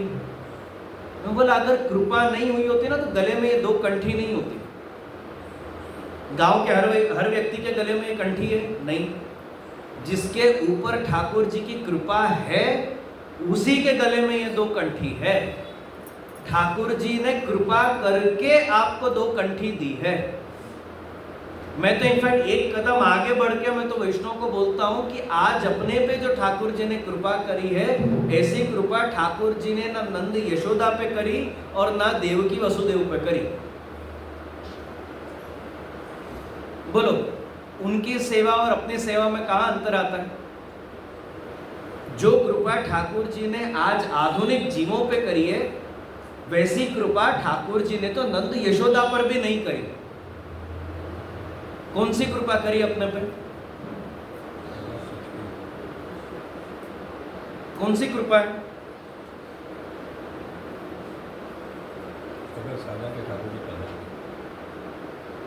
नंदराय जी यशोदा जी ने पूर्व जन्म में तप किए थे, तब जाके ठाकुर जी उनके घर पुत्र के रूप में पधारे। देवकी वसुदेव ने भी तप किए थे, तब जाके ठाकुर जी उनके घर पधारे। आपने क्या तप कर लिया मेरे को बताओ, ठाकुर जी जो आपके घर पधारे? अपन ने आज के समय पे ऐसा कौन सा तप, ठीक से एकादशी तो होती नहीं अपन से, एकादशी होती है अपन से ठीक से? आधों को एकादशी की चीजें हजम नहीं होती तो एकादशी नहीं करते, गैस हो जाती है। आधों को बोलते भाई आप मत खाओ, फल का आहार करो। फल भाता नहीं है इतना, कितना फल खाएंगे पूरे दिन में? एकादशी के अपने ठिकाना नहीं, अपन क्या तप कर लेंगे? और लेकिन फिर भी ठाकुर जी अपने घर पधारे, अपने घर विराजे। ये ऐसी कृपा तो ठाकुर जी ने नंद यशोदा पर भी नहीं करी। वो कृपा ठाकुर जी ने अपने ऊपर करी है, आधुनिक पुष्टि जीवों के ऊपर करी है, बिना अपनी कोई योग्यता, बिना अपने कोई लक्षण देखे। ये ठाकुर जी की सबसे बड़ी कृपा है और अपन उतने ही हल्के में लेते हैं ठाकुर जी को। जो आप ऐसी भावना रखोगे और इस प्रकार की सेवा करोगे, 100 जन्म में आपका उद्धार नहीं होगा। लिख के ले लो। तो नारद जी प्रेम का स्वरूप बताते हुए लिखते हैं, गुण रहितम कामना रहितम प्रतिक्षण वर्धमानम अविच्छिन्नम सूक्ष्मतरम अनुभव रूपम प्रेम स्वरूपम। श्री हरिराय जी अपनी टीका में आज्ञा करते हैं कि जब इस प्रकार का अलौकिक प्रेम ठाकुर जी में उत्पन्न हो जाए, तब आपका ब्रह्म संबंध अपने आप कृष्ण संबंध में बदल जाता है। यह मूल विषय है। भले सेवा कृष्ण की आपको पधरा दी, पर आपका संबंध तो ब्रह्म के साथ ही कराने लायक है। आपका संबंध डायरेक्ट कृष्ण के साथ नहीं करा सकते, क्योंकि आज अपने अंदर वो लायकात ही नहीं है, वो भाव ही नहीं है, वो योग्यता ही नहीं है, वो अधिकार ही नहीं है कि कृष्ण संबंध डायरेक्ट स्थापित हो। श्री महाप्रभु जी लिखते हैं, न लौकिक प्रभु कृष्ण मनुते नैव लौकिकम। अपने प्रभु भगवान श्री कृष्ण लौकिक नहीं अलौकिक हैं, और जो अलौकिक उनको भूल से भी लौकिक मानना नहीं। मनुते नैव लौकिकम, और जो अलौकिक होते हैं वो लौकिक किसी भी विषयों को एक्सेप्ट नहीं करते। आज अपनी सेवा, अपनी भावना, ये सब लौकिक है, अभी तक अलौकिक नहीं बनी है। आज आप खुद के भाव से सेवा करते हो कि यशोदा जी, नंदराय जी, गोपीजन, महाप्रभु जी के भाव से सेवा करते हो? अपन खुद के भाव से सेवा करते हैं, किसके भाव से सेवा करते हैं? आज सेवा किसके भाव से करते हैं? नहीं, आज अपन खुद के भाव से सेवा करते हैं कि गोपीजनों के भाव से, या यशोदा जी के भाव से, या महाप्रभु जी के भाव से। अच्छा ठीक है, आप लोग कानी देते हो कि नहीं सेवा में? कानी समझते हो? कानी यानी क्या? कानी का अर्थ क्या है? भाई आपके ये श्रृंगार मैंने नहीं करे हैं, ये तो महाप्रभु जी ने मेरे द्वारा करवाए हैं। मूल श्रृंगार आपके करने वाले महाप्रभु जी हैं। ये सामग्री हम बना के आपको भोग नहीं धर रहे हैं। ये तो यशोदा जी ले लो, गोपीजन ले लो, या महाप्रभु जी की कानी देते हैं, तो ये सामग्री तो महाप्रभु जी ने अंगीकार करके आपको सिद्ध करके धराई है, इसीलिए आप अरोग हो। अपने भाव से क्यों नहीं कर सकते अपन? आज क्यों अपने भाव से करने को अपने को अलाउड नहीं है? अपने में वो भाव ही नहीं है कि अपने अंदर वो भाव ही नहीं है कि ठाकुर जी अपने भाव से सेवा अंगीकार करें। इसलिए अपने को उधार लेना पड़ता है। यशोदा जी का भाव, गोपियों का भाव, महाप्रभु जी का भाव, श्री गुसाई जी का भाव, श्री हरिराय जी का भाव, कि भाई इनके भाव से हम कर रहे हैं, ये हमारा किया हुआ, हमारा हो तो ठाकुर जी उसकी तरफ पलट के भी नहीं देखेंगे।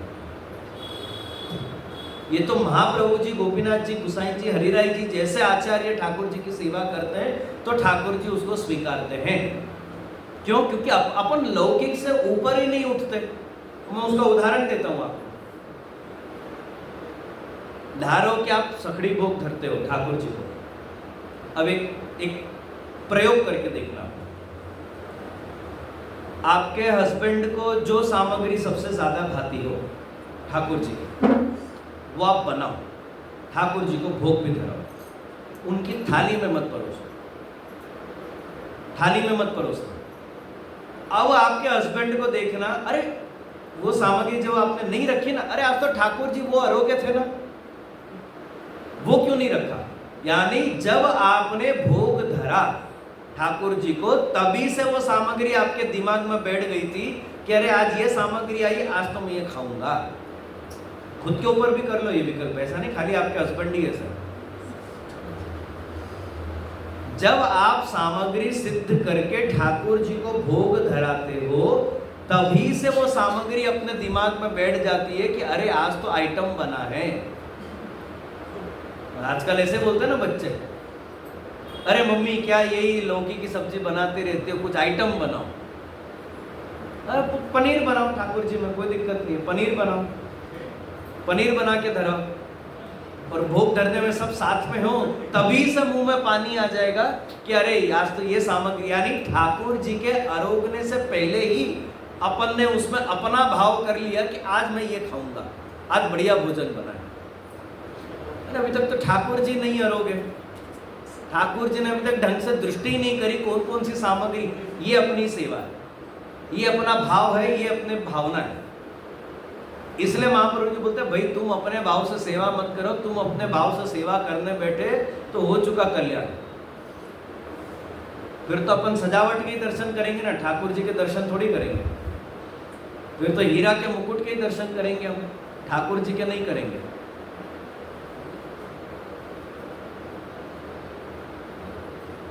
इसलिए अपने यहाँ पे कृष्ण संबंध डायरेक्ट नहीं होता, ब्रह्म संबंध होता है। और ब्रह्म संबंध होने के बाद श्री हरिराय जी लिखते हैं कि ब्रह्म संबंध होने के बाद उसी ठाकुर जी के साथ रहते रहते, उनकी सेवा करते करते जब अपने अंदर ऐसा अलौकिक प्रेम उत्पन्न होता है, तब अपना ब्रह्म संबंध कृष्ण संबंध में बदल जाता है। इसलिए अपने यहाँ पे ब्रह्म संबंध को विवाह के तुल्य माना गया है। अब आजकल के विवाह की तो यहाँ पे चर्चा नहीं है। हरिराय जी यहाँ पे स्वयंवर का उदाहरण देते हैं। अरेंज मैरिज ले लो, चलो स्वयंवर तो अब तो होते नहीं है, फिर भी भूले चुके जो एक दो अरेंज मैरिज हो गए। अरेंज मैरिज में क्या होता है, आप जो लड़का पसंद करो या आप जो लड़की पसंद करो, तो अपन सबसे पहले ये देखते हैं कि ये मेरी पत्नी बनने योग्य है, ये मेरा पति बनने योग्य है। इतना ही देखते हैं, व्यक्तिगत रूप से अपन उस व्यक्ति को नहीं जानते। ये पत्नी के रूप में अपन उसको स्वीकारते हैं, पति के रूप में अपन उसको स्वीकारते हैं। फिर उस पति या पत्नी के साथ रहते रहते जब अपने को प्रेम उत्पन्न होता है, तब जाके वो व्यक्ति जो पहले खाली पति था, अब व्यक्तिगत रूप से प्रिय लगने लगता है। पत्नी खाली पत्नी के रूप में अच्छी लगती थी, लेकिन अब साथ में रहते रहते एक दूसरे के साथ सुख दुख बांटते बांटते जब अपने को उसके अंदर प्रेम उत्पन्न होता है, तब वो पत्नी व्यक्ति के रूप में प्रिय लगती है। ठीक उसी प्रकार से सबसे पहले तो आप ठाकुर जी को ब्रह्म के रूप में जानो, ब्रह्म के साथ रहो, ब्रह्म की सेवा करो, और उस ब्रह्म के साथ रहते रहते जब स्वरूप आसक्ति हो जाए, जब उस ब्रह्म से आपको स्नेह उत्पन्न हो जाए, तब जाके आपका ब्रह्म संबंध अपने आप कृष्ण संबंध में बदलता है। ब्रह्म संबंध इसलिए साधन अवस्था का संबंध है और कृष्ण संबंध फल अवस्था का संबंध है। उसी भगवान से स्नेह हो जाना और बिना किसी कारण का स्नेह होना, ये फलरूप संबंध। श्री गोकुलनाथ जी अपनी टीका में आज्ञा करते हैं कि डायरेक्ट कृष्ण संबंध क्यों नहीं हो सकता। तो एक तो ये कारण है कि भाई ठाकुर जी अलौकिक है और अपन लौकिक है, तो अपने अंदर जब तक अलौकिकता उत्पन्न नहीं होती, कृष्ण के साथ संबंध नहीं हो सकता। दूसरा कारण श्री गोकुलनाथ जी अपनी टीका में समझाते हैं, ब्रह्म के अंदर सर्व समानता का धर्म है, कृष्ण सबके लिए सर्व समान नहीं है। ब्रह्म अग्नि के समान है। ब्रह्म को हमेशा कंपेयर करते हैं तो अग्नि की उपमा देते हैं। अग्नि सबके लिए एक समान है, किसी के लिए कम गर्म, किसी के लिए ज्यादा गर्म नहीं है। ठीक उसी प्रकार से ब्रह्म सबके लिए एक समान है। कोई उनकी ज्यादा सेवा करे तो उनके ऊपर ज्यादा कृपा करते हैं, कोई उनकी कम सेवा करे उनके ऊपर कम कृपा करते हैं। ब्रह्म ऐसा नहीं करते। ब्राह्मणों के लिए अलग, क्षत्रियों के लिए अलग, वैश्यों के लिए अलग, शूद्रों के लिए अलग। ब्रह्म ऐसा नहीं है। ब्रह्म सबके लिए एक समान है, लेकिन कृष्ण सबके लिए एक समान नहीं है। वो भक्तों के लिए अलग है, असुरों के लिए अलग है, पांडवों के लिए अलग थे, कौरवों के लिए अलग थे। कृष्ण की बाल लीला, प्रौढ़ लीला, वयस्क लीला, इन सभी लीलाओं में अंतर है। कृष्ण सबके लिए एक समान नहीं है। ब्रह्म क्योंकि सबके लिए एक समान है, इसलिए जो वैष्णव सेवा शुरू करता है, साधन आरंभ करता है, इसलिए उसका ब्रह्म संबंध होता है। और अग्नि के साथ जब अपना संबंध होता है, अब जैसे अग्नि के साथ किसी भी वस्तु का संबंध हो, वो अग्नि रूप बन जाता है कि नहीं। अग्नि के साथ कोई भी वस्तु अगर जो संबंध करे तो वो अग्नि में लुप्त हो जाता है कि नहीं। ठीक उसी प्रकार से जब अग्नि के साथ अपना संबंध होता है, तो वही अग्नि अपने सर्व दोषों की निवृत्ति करती है। कृष्ण अपने सर्व दोष की निवृत्ति नहीं करते। कृष्ण के पास तो निर्दोष बन के जाया जाता है। जब तक अपन निर्दोष नहीं बने, तब तक अपन कृष्ण तक नहीं पहुंच सकते। तो अपने अंदर के सभी प्रकार के दोषों की निवृत्ति के लिए पहले ब्रह्म संबंध आवश्यक है। ब्रह्म संबंध लेने के बाद ब्रह्म के साथ रहो, उनकी सेवा करो, उनके अंदर प्रेम उत्पन्न करो, तब जाके आपके सर्व दोषों की निवृत्ति होगी। इसलिए पहले ब्रह्म संबंध आवश्यक है, डायरेक्ट कृष्ण संबंध नहीं हो सकता। आप स्टेप बाय स्टेप आगे बढ़ोगे तो आप सही ढंग से, सही क्रम से आगे बढ़ पाओगे। सीधा आप प्री केजी में एडमिशन लो, वहां से आप बोलो भाई अब मेरे को सब समझ आ गया करके प्रथम कक्षा में कूद जाओ। पहले जमाने में डबल प्रमोशन देते थे स्कूल में, अब बंद कर दिया। अब डबल प्रमोशन किसी को नहीं देते। फिर श्री गोकुलनाथ जी आगे समझाते हैं कि ब्रह्म के साथ अब संबंध कौन कराएगा। तो गोकुलनाथ जी लिखते हैं कि एतन मार्गीय आचार्यों के द्वारा ही ब्रह्म संबंध संभव है। पुष्टि मार्गीय आचार्यों के द्वारा ही, महाप्रभु जी अथवा उनके वंशज के द्वारा ही ब्रह्म संबंध संभव है। अन्य किसी से भी लिया गया ब्रह्म संबंध की दीक्षा ये सर्व दोषों की निवृत्ति नहीं करता।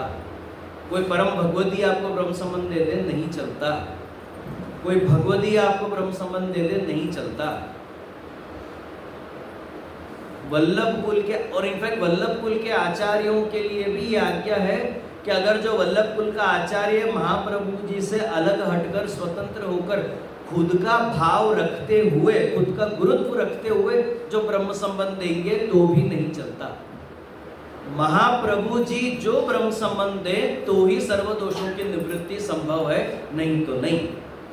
तो वल्लभ कुल बालकों के लिए भी स्पष्ट आज्ञा है कि वल्लभ कुल के बालक भी जो अगर आपको ब्रह्म संबंध दे तो खुद का गुरुत्व रखते हुए नहीं, महाप्रभु जी के चरणों में बैठ के महाप्रभु जी की तरफ से जो आपको ब्रह्म संबंध दे तो आपके सर्व दोषों की निवृत्ति होगी, नहीं तो वो हमारे लिए दोष रूप है। किसी से भी लिया गया ब्रह्म संबंध फलित नहीं होता, महाप्रभु जी से लिया गया ब्रह्म संबंध ही फलित होता है। और यहीं पे वैष्णव गड़बड़ करते हैं। वैष्णव गड़बड़ कहाँ करते हैं? मैं किसी भी वैष्णव से मिलूं, मैं अगर पूछूं कि भाई आपके गुरु कौन है, फलाने जी हमारे गुरु हैं, हम फलाने घर के सेवक हैं, और उसमें मैंने देखा है अब अमुक अमुक वल्लभ कुल के बालके काफ़ी प्रसिद्ध हैं, काफ़ी चर्चित हैं, सोशल मीडिया पे ले लो या सामाजिक लेवल पे ले लो, अमुक अमुक काफ़ी पॉपुलर है। तो जो बालक जितना पॉपुलर होगा उतना ही छाती चौड़ी करके बोलता हम तो फलाने जेजे के सेवक, हम तो फलाने घर के सेवक। मेरे को आज तक एक वैष्णव नहीं मिला जिसने मेरे को बोला हो कि हम महाप्रभु जी के सेवक हैं। अपन सब ये घर और जेजे में ही अपन अटक के रह गए कि महाप्रभु जी कहीं साइड में छूट गए।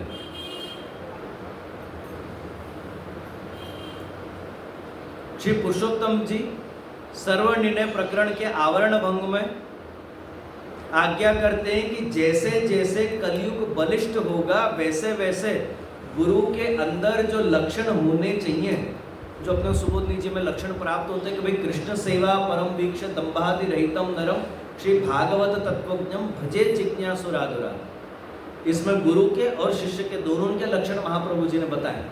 तो इसके आवरण भंग में श्री पुरुषोत्तम जी स्पष्ट करते हैं कि जैसे जैसे कलयुग बलिष्ठ होता जाएगा वैसे वैसे ये सारे लक्षण अपन को किसी भी गुरु में दिखने संभव नहीं है।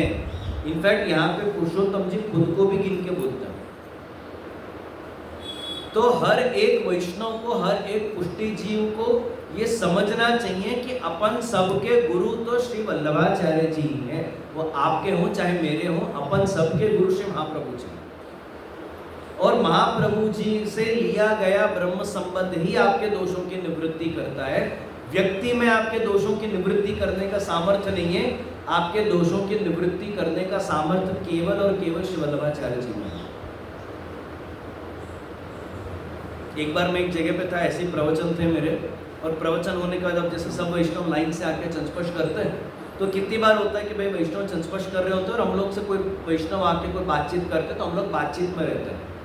तो एक बार ऐसे ही मैं किसी से बात कर रहा था, वैष्णव चंस्पर्श करने आए तो उन्हें चंस्पर्श किया, मैं बातों में लग रहा था, जय जय आपने मेरी तरफ देखा ही नहीं, मैंने आपके चंस्पर्श किया, आपने मेरे को आशीर्वाद ही नहीं दिया।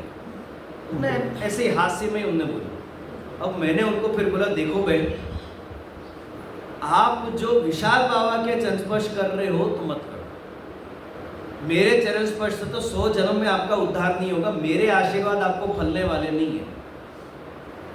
विशाल बाबा के चरण स्पर्श से आपका उद्धार नहीं होगा। हाँ, आप अगर जो श्री महाप्रभु जी का चरणस्पर्श करते हो, श्री महाप्रभु जी के भाव से आप चरणस्पर्श करते हो, तो महाप्रभु जी की तो आपके ऊपर दृष्टि है, महाप्रभु जी तो आपको आशीर्वाद देंगे, फिर मैं चाहे किससे बात करूं या नहीं करूं। आप लोग हमारे चरणस्पर्श करते क्यों? मैं तो आप लोगों से सबसे उम्र में छोटा हूं, तो आप लोग क्यों मेरे चरणस्पर्श करते हो? आप लोगों को शोभा देता है अपने छोटों के पैर अपने घर में अपने बच्चों के करते हो क्या? टांग खींचने से ऊंचे नहीं है, चंस्पर्श क्या करेंगे अपन? व्यक्ति को देख के यहाँ पे अपने को चंस्पर्श नहीं करने चाहिए। व्यक्ति में विराजते श्री महाप्रभु जी के अंश के अपन चंस्पर्श करते हैं, और जो आप श्री महाप्रभु जी का भाव रख के चंस्पर्श करोगे तो महाप्रभु जी आपको अवश्य आशीर्वाद देंगे, उन्हीं का आशीर्वाद फलेगा। हमारे अंदर वो सामर्थ्य नहीं है कि आपको आशीर्वाद दे और आपको फल जाए, वो तो हम निमित्त बनते हैं। हमारा काम टिकट फाड़ फाड़ के देना है आपको। पहले जमाने में मालूम है मनी ऑर्डर आते थे, पोस्टमैन आके पैसा देके जाता था। तो पोस्टमैन आके आपको पैसा देके जाएगा तो आप पोस्टमैन को बोलोगे भाई पोस्टमैन आपने बड़ी कृपा करी कि आपने हमको पैसा दिए। पोस्टमैन ने आपको पैसा दिए, आपको देने वाला कौन है? जिसने वो मनी ऑर्डर आपको भेजा है वो देने वाला है। पोस्टमैन तो यहाँ खाली निमित्त है कि उधर से लेके इधर उसने आपको पहुंचा दिए। पैसा पोस्टमैन ने दिया आपको, पोस्टमैन ने अपनी जेब से दिए पैसा नहीं। तो ऐसे ही हम लोग खाली निमित्त हैं। मूल जो आशीर्वाद जिसके फलेंगे वो श्री वल्लभाचार्य जी हैं। श्री महाप्रभु जी के भाव से चंस्पर्श करो, श्री महाप्रभु जी के ऊपर आप दृष्टि रखोगे तो महाप्रभु जी के द्वारा दिया गया आशीर्वाद आपको इसी जन्म में फल जाएगा। मेरे से दिया हुआ आशीर्वाद 100 जन्म में नहीं फलेगा। इसलिए ब्रह्म संबंध करना सर्वेशाम देह जीवयो सर्व दोष निवृत्ति ही। श्री महाप्रभु जी जो ब्रह्म संबंध देंगे ना, तो महाप्रभु जी के द्वारा दिया गया ब्रह्म संबंध ही सर्व प्रकार के जीवों के सर्व प्रकार के दोषों की निवृत्ति करता है। अब ध्यान से समझना, सर्वेशाम देह जीवयो सर्व दोष निवृत्ति ही। सर्व प्रकार के जीव और जीव के सर्व प्रकार के दोष की निवृत्ति होती है। तो सबसे पहला प्रश्न यह है कि सर्व प्रकार के जीव यानी कौन? सर्व प्रकार के जीव यानी, चलो मैं प्रश्न पलटता हूं, किस किस प्रकार के जीव को ब्रह्म संबंध का अधिकार है? चलो प्रश्न और पलटता हूं, जीव यानी कौन? खाली मनुष्य?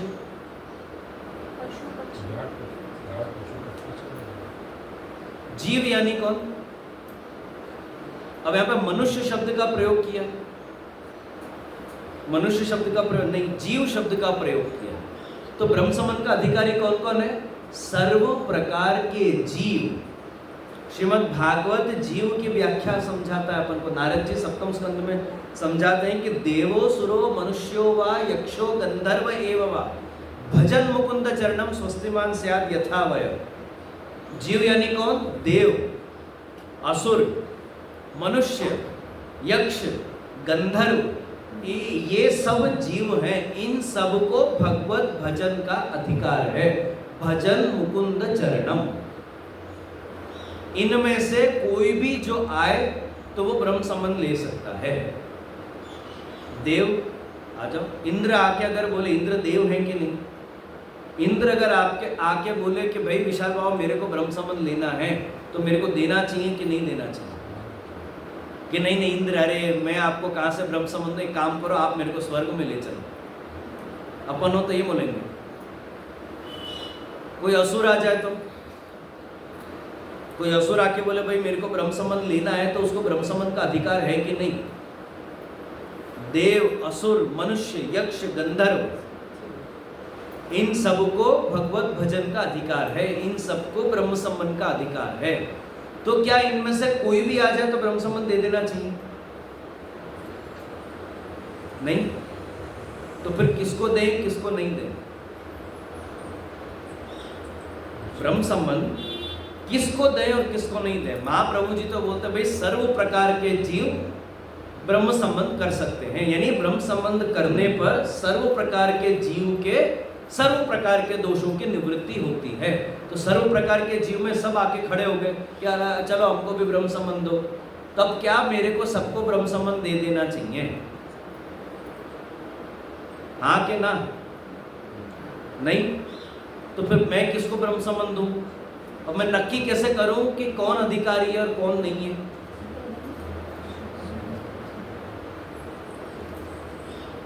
ब्रह्म संबंध का अधिकारी कौन है? श्री पुरुषोत्तम जी अपनी टीका में समझाते हैं कि ब्रह्म संबंध का अधिकारी कौन है। तो पुरुषोत्तम जी जीव के कुछ लक्षण बताते हैं। तादृशत्वं च उत्कट आदर जनिकया गुरु शुश्रूषया तद अनुकूल प्रश्न मार्ग रुचि वेश भाषा आचारैश्च अवधारणीयम। शिष्य के लक्षण क्या है? जिसको ब्रह्म संबंध लेना है उसके अंदर कौन कौन से लक्षण होने चाहिए? तो सबसे पहला लक्षण बताते हैं कि उत्कट आदर जनिकया, उस तादृशी जीव के अंदर उत्कट आदर होना चाहिए। किसके प्रति? गुरु के प्रति। गुरु यानी कौन? सबसे पहले तो श्री महाप्रभु जी के प्रति उसको उत्कट आदर होना चाहिए। सबसे पहला लक्षण यही है शिष्य का। अगर जो आप अपने घर में नक्की करो कि चलो इसको ब्रह्म संबंध लिवाए, चलो बच्चों को ब्रह्म संबंध लिवाए, चलो बहू को ब्रह्म संबंध लिवाए, तो आपको भी अपने घर में ये देखना चाहिए कि उसके मन में महाप्रभु जी के लिए उत्कट आदर है कि नहीं।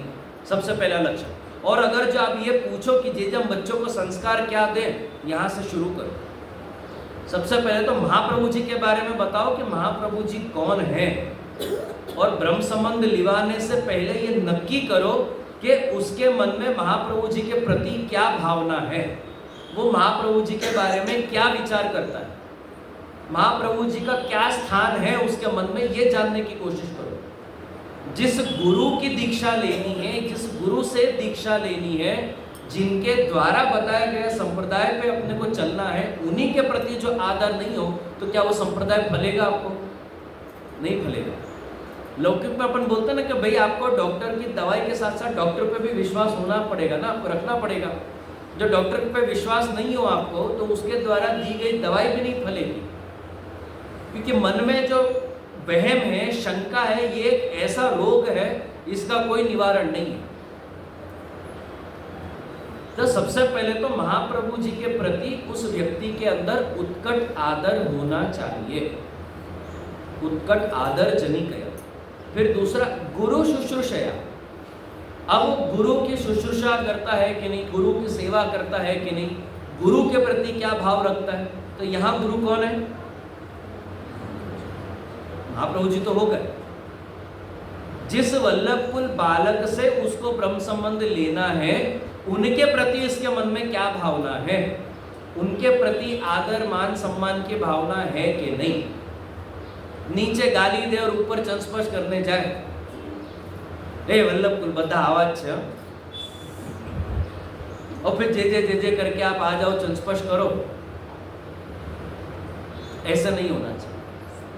जिसके प्रति आपके मन में आदर भावना है, श्रद्धा है, या आपको लगता है कि मेरी शंका का समाधान यहाँ पे होगा, या ये अप्रोचेबल है, या इनसे हम बात कर सकते हैं, ये हमारी शंका का समाधान करेंगे, ये हमको सही से गाइड कर सकते हैं, तो ऐसे गुरु के पास जाके ही आपको फिर दीक्षा लेनी चाहिए। तो अपन क्या करते हैं, जो अपने गांव में आ जाए उसे ले ले, फिर किसी और से पूछेंगे, पूछने का देखेंगे फिर कौन गांव में आता है। ऐसा नहीं होना चाहिए। और चलो जो गांव में आ गए उनसे आपने ले ली, फिर उनको पकड़ के रखो। कभी भी कुछ भी पूछना हो, शंका का समाधान करना हो, तो किसी एक से करो। अलग अलग शंकाओं के लिए अलग अलग गुरुओं के पास नहीं जाना चाहिए।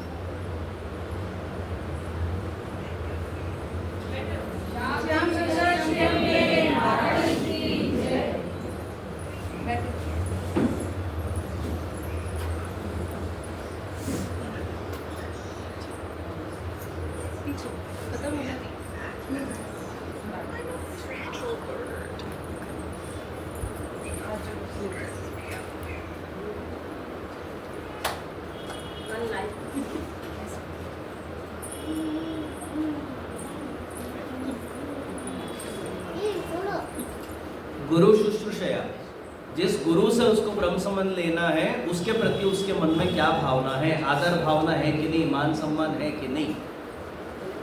फिर तीसरा, तद अनुकूल प्रश्न। शिष्य का तीसरा लक्षण है कि वो अनुकूल प्रश्न पूछने वाला होना चाहिए। आजकल वैष्णव ने अनुकूल प्रश्न पूछने बंद कर दिए। अनुकूल प्रश्न यानी सेवा अनुकूल प्रश्न पूछता है कि नहीं, पर वैष्णव ने आजकल सेवा अनुकूल प्रश्न पूछने बंद कर दिए। वैष्णव के प्रश्न कैसे होते हैं आजकल?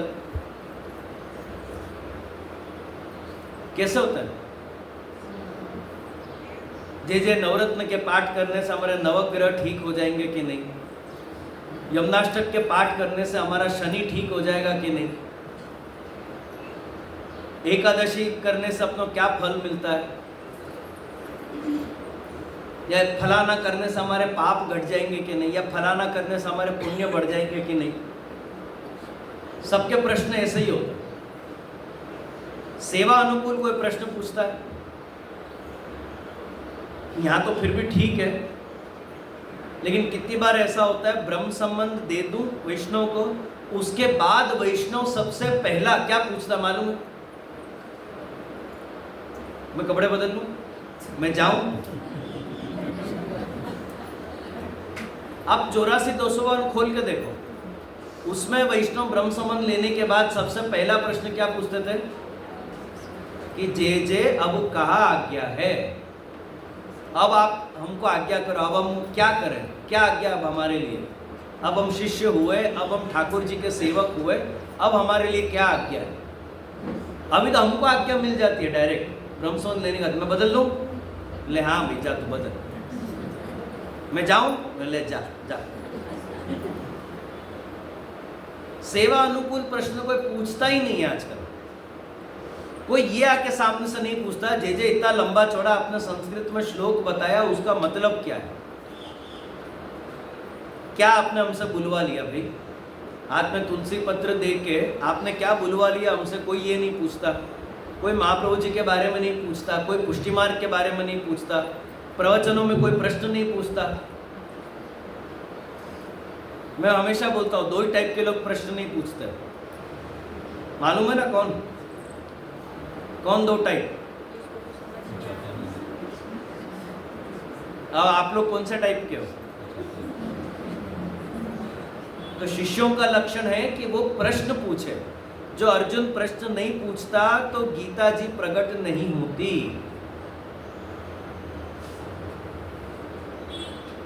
तद अनुकूल प्रश्न। फिर आता है मार्ग रुचि, उस जीव की जिस मार्ग में वो जाना चाह रहा है, यहाँ पे जैसे पुष्टि मार्ग में उसकी रुचि है कि नहीं, ये चेक करो। पुष्टि मार्ग में रुचि कैसे पता चलेगा आपको? अपने मार्ग के नियमों में उसकी रुचि है कि नहीं, अपने मार्ग के सिद्धांतों में उसकी रुचि है कि नहीं, अपने मार्ग में जो देवता हैं, प्रधान देवता हैं, उनमें उसकी रुचि है कि नहीं, अपने मार्ग में जो प्रधान आचार्य हैं उनमें उसकी रुचि है कि नहीं, अपने मार्ग के विधि निषेध में उसकी रुचि है कि नहीं। इससे आपको मार्ग की रुचि का पता चलेगा। अब अपने यहाँ पे एक नियम, हाथ खासा करने का।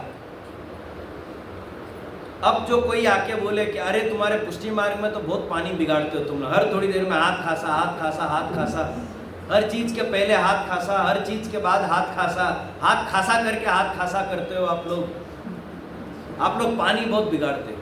अब जिसके मन में ये भावना है, अब वो क्या सिद्धांत का पालन करेगा, क्या मेंढ का पालन करेगा?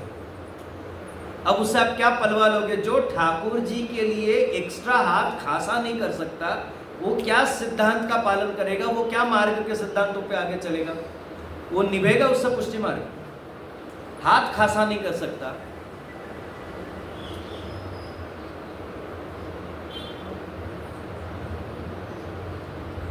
एक बार एक व्यक्ति मेरे पास ब्रह्म संबंध लेने आया। ये तो जम्बूसर की बात है, गुजरात में, ये तो मैं नाम भी ले सकता हूँ, चलेगा। मैं जम्बूसर में भी रहता हूँ जब, तो तब एक व्यक्ति, एक गुजराती वैष्णव मेरे पास, वैष्णव तो नहीं थे, वैष्णव बनने के लिए आए थे, ब्रह्म संबंध लेने आए। तो मेरा जनरल एक नियम है, बेसिक स्टैंडर्ड, कि मैं ज़्यादातर ऐसा कोई ब्रह्म संबंध की आज्ञा लेता है तो मैं बोलता हूँ कि आप एकादशी पे व्रत कर लो, द्वादशी पे आप आ जाओ, मैं द्वादशी पे आपको ब्रह्म संबंध दे दूँगा। उनको भी मैंने यही आज्ञा करी, आप एकादशी पे व्रत कर लो, द्वादशी पे आ जाओ, आपको ब्रह्म संबंध दे दूंगा। ठीक है, वो गए, 2 मिनट में वापिस आए। 13 को करूं तो चलेगा क्या व्रत? तो कोई आपत्ति नहीं है, 13 को भी कर लो चलेगा, 14 को दे दो ब्रह्म संबंध, पर एकादशी में करो ना, आपका 2 in 1 काम हो जाएगा, एकादशी का व्रत भी निभ जाएगा, ब्रह्म संबंध का भी व्रत हो जाएगा। बोले नहीं जे मेरे को शिवरात्रि के लिए व्रत करना है, तो मेरा शिवरात्रि का भी व्रत हो जाएगा, ब्रह्म संबंध का भी व्रत हो जाएगा। अब उसकी रुचि कृष्ण में है कि शिव जी में है? अब उस व्यक्ति की रुचि पुष्टि मार्ग में है कि शिव जी के संप्रदाय में है? तो मैंने बोला भाई, तेरे को अगर शिवरात्रि का व्रत करना इतना जरूरी है तो तू ब्रह्म संबंध क्यों ले रहा है? तेरे को अगर शिवजी में आसक्ति है तो तू सुखेन शिवरात्रि का व्रत कर, तू भांग वांग पी, आराम से तू मजे कर, तेरे को कौन मना कर रहा है? तू पुष्टि मार्ग में क्यों आ रहा है? नहीं, ये फिर मेरे को ये लोग झाड़ी भरने नहीं देते बैठक जी में। मैं बोला तू खाली झाड़ी भरने के लिए जो ब्रह्म संबंध लेगा, महाप्रभु जी तेरी झाड़ी नहीं स्वीकारेंगे। महाप्रभु जी को नहीं मालूम है क्या तू क्यों ब्रह्म संबंध, तू क्यों झाड़ी भर रहा है? या खाली मेरे को लोटी भर जल देने के लिए कोई ब्रह्म संबंध अगर ले रहा हो तो भाई मत लो, इतना कष्ट मत सहन करो। मेरे को जल की लोटी देने के लिए कोई भी दे देगा मेरे को, मैं खुद ही उठ के ले लूंगा। खाली मेरी झाड़ी भरने के लिए कोई ब्रह्म संबंध ले तो ऐसा ब्रह्म संबंध महाप्रभु जी, ऐसी झाड़ी महाप्रभु जी नहीं स्वीकारते। और अपन सबका माइंड सेट ऐसा हो गया ना, बैठक जी में जाने के बाद मतलब सेवा के नाम पे क्या बचा अपने पास? बस झाड़ी भरो धोती धराओ, झाड़ी भरो धोती धराओ, झाड़ी में पड़ा पड़ी, धोतियों में पड़ा पड़ी, और इतनी ज्यादा धक्का मुक्की हो जाती है वैष्णवों की कि वो महाप्रभु जी पे ही गिर जाते हैं। ढगला भर भर के सब अपने अपने व्यक्तिगत सब धोतियां ले लेके धोती पे धोती, धोती पे धोती। महाप्रभु जी तो यहाँ नीचे रह गए, धोतियों का इतना ढेर बन गया। भैया आप लोग सब बस भर के बैठक जी जाओ, महाप्रभु जी को भैया आप सेवा करने जा रहे हो, आप सेवा कर रहे हो कि उनको त्रास दे रहे हो?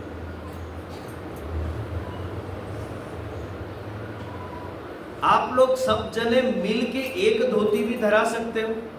और मैं तो यहाँ तक आजकल वैष्णव को बोलता हूँ कि भाई आप धोतियों का आग्रह मत रखो, जिस बैठक जी आप जा रहे हो पहले से फोन करके तपास ये कर लो कि वहाँ किस चीज़ की आवश्यकता है।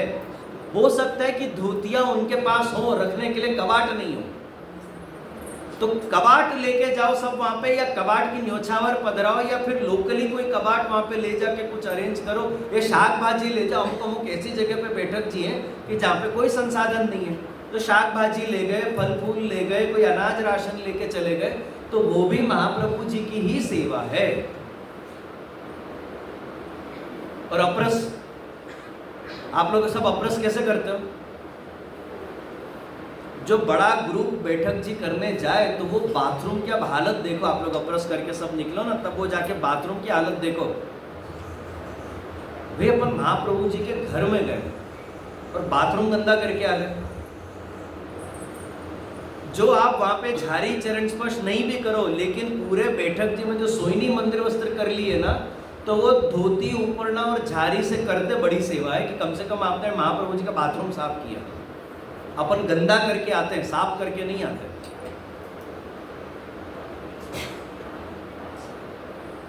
अब मैं बताऊं अपन सबकी और क्या आदत है, यहीं की बात बताता हूं, और खाली यहाँ नहीं, ये हर जगह लागू पड़ती है। यहाँ पे फुल टाइम कोई ऐसा कर्मचारी है हवेली में, फुल टाइम यहाँ पे ध्यान रखने के लिए? मुखिया जी ध्यान। नहीं तो अपन सब वैष्णव की आदत कैसी है, 3:30-4 बजे का प्रवचन है तो उसके पहले आसन बिछा होना चाहिए, कुर्सी निकली हुई होनी चाहिए। अपन आएंगे, सीधा आसन पर बैठेंगे, सीधा कुर्सी पर बैठेंगे, प्रवचन सुनेंगे। 6 बजे दर्शन खुलने का टाइम हो गया, 6 बजे दर्शन खुलने का टाइम, दर्शन खुलेंगे, आरती करेंगे, वो अपन ठाकुर जी की जय जयकार करेंगे, दंडोत करेंगे, सीधा चल देंगे। समेटेगा कौन? पीछे से समेटेगा कौन? 2-4 लोगों की जिम्मेदारी है समेटने की। अपन सब वैष्णव मिलके नहीं समेट सकते क्या? ये ठाकुर जी की सेवा नहीं है? ये किसकी सेवा है? आसन बिछाना, कुर्सियां बिछा के रखना, ये अगर वैष्णव की सेवा है तो इसको समेटना भी सेवा है। खाली आके बैठ के सुन के कुर्सी गर्म करके चले जाना सेवा नहीं है। भाई जिनसे हो सके उनको तो पीछे से रुक के पूरा समेटा समेटी करके आसन फिर से घड़ी करके और लास्ट में फिर जाना चाहिए, ये भी सेवा है। नहीं तो अपन आए बैठे आराम से पाँव पे पाँव चढ़ा के आराम से पीछे टेका लेके बैठ गए, प्रवचन सुन लिए, दंडोत कर लिए, आरती हो गई, चल दिए। ओह, बोलने के लिए आता, हमने प्रवचन भी सुना, आरती भी करी, चंस्पर्श भी किए, दंडोत भी किए, पर सेवा के नाम पे सब जीरो। जो चंस्पर्श दंडोत नहीं भी करके ये सेवा करोगे ना, तो ये सेवा ठाकुर जी ज्यादा खुश होंगे। वे कम से कम ये आके गंदा करके तो नहीं गए ना, साफ करके गए। तो मार्ग में उसकी रुचि है कि नहीं, ये सबसे पहला लक्षण है। एक और मैं आपको बताता हूँ, रुचि के नाम पे अपने संप्रदाय का नियम है कि अपने को अपरस करनी चाहिए, और अपने यहाँ की अपरस की मेंड ऐसी है कि आप अगर गलती से भी टॉयलेट में कोई भी कारण से अगर जो आप प्रवेश करो तो नहाकर वापस बाहर निकला जाता है, कपड़े सहित। यानी ऐसा नहीं कि टॉयलेट को स्पर्श कर लिया तो चलो कपड़े चेंज, अपन नहा धो के वही कपड़े पहन लिए, वो नहीं चलता। कपड़े सहित अपने को फिर से स्नान करना पड़ता है। अब कितने लोग हैं जो टॉयलेट यूज करके नहाते हैं यहाँ पे?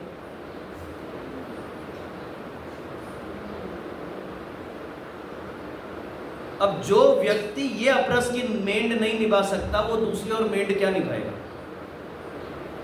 ठाकुर जी के लिए हम नहा नहीं सकते, ठाकुर जी के लिए अपन हाथ खासा नहीं कर सकते, तो क्या सेवा करेंगे? ऐसे जीव को मैं ब्रह्म संबंध दे भी दूं तो क्या सेवा का निर्वाह करेगा वो? तो उसकी पुष्टि मार्ग में रुचि है कि नहीं, पुष्टि मार्ग के नियमों में रुचि है कि नहीं, पुष्टि मार्ग के संप्रदाय पुष्टि संप्रदाय के सिद्धांतों में रुचि है कि नहीं, ये सबसे पहले चेक करो। तिलक लगाने में शर्म आती है कितनों को? नहीं करने के बहुत से काम करने में शर्म नहीं आएगी, बस तिलक लगाने में शर्म आएगी। ठाकुर जी के चरणारविंद रूपी तिलक को धारण करने में जिसको शर्म आती होगी, वो पुष्टि मार्ग और आके कर भी क्या लेगा? वो नहीं आए तो वही अच्छा है। मार्ग रुचि। फिर आता है वेश। पुष्टि मार्गीय वेश धारण करने में उसकी रुचि है कि नहीं। आज की दुखती रग,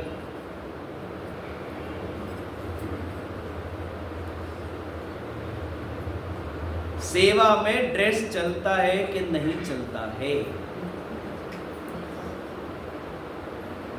नहीं, नहीं चलता। साड़ी कंपलसरी नहीं, साड़ी या चनिया चोली कंपलसरी है कि ड्रेस चलता है? जेंट्स सेवा करें तो कुर्ता पैजामा चलता है कि धोती आवश्यक है, कि पैंट भी चलेगा? ठाकुर जी सूथन धर सकते तो अपन पैंट क्यों नहीं पहन सकते? ठाकुर जी सूथन धरते हैं कि नहीं? सूथन क्या है? बोलो। एक जगह मेरे से प्रवचन थे, और वहां पे कैसा सिस्टम था, ऐसा लंबा हॉल था, शाम को फूलघर वाले बैठते हैं, तो फूलघर वाले सबसे पीछे सबसे एंड में बैठते हैं, सब वैष्णव ऐसे बैठते हैं, तो वो फूल की सेवा करते करते प्रवचन सुनते हैं। अब ऐसे प्रवचन चल रहा था, ऐसे ही एक टॉपिक चल रहा था वेशभूषा को लेकर। तो एक वैष्णव खड़े हुए और उनने बोला कि जे ये लोग मेरे को फूलघर में बैठने नहीं देते। बोला क्यों बैठने नहीं देते? क्योंकि मैं ड्रेस में मतलब मैं ड्रेस पहनती हूँ, साड़ी नहीं पहनती, इसलिए लोग मेरे को फूलघर में नहीं बैठने देते, इन लोगों का नियम ऐसा है। अब वो फूल की सेवा वैसे वो वैष्णव बहुत अच्छी कर रहे हैं, अब उनका नियम है कि भाई यहाँ पे जो साड़ी या चनिया चोली में आएगा वही फूलघर में बैठता है, जो ड्रेस पहनकर आएगा वो फूलघर में नहीं बैठ सकता। तो वो वैष्णव ने मेरे से पूछा, प्रश्न किया कि जे मेरी सेवा भावना महत्व की कि मेरे कपड़े महत्व की? मैं सेवा करना चाहती हूँ पर क्यों नहीं कर पा रही हूँ? कपड़ों के कारण नहीं कर, भावना तो है मेरी सेवा करने की, पर मैंने उसके अनुकूल कपड़े नहीं पहने, इसलिए ये लोग मेरे को सेवा करने नहीं देते। तो सेवा की भावना जरूरी कि कपड़े ज्यादा जरूरी? बोलो आप लोग बताओ, सेवा की भावना ज्यादा जरूरी है कि कपड़े ज्यादा जरूरी है?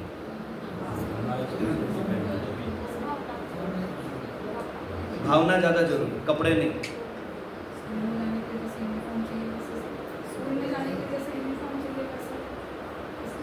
अब वो बोलते भाई मेरी तो पढ़ने की बहुत भावना है।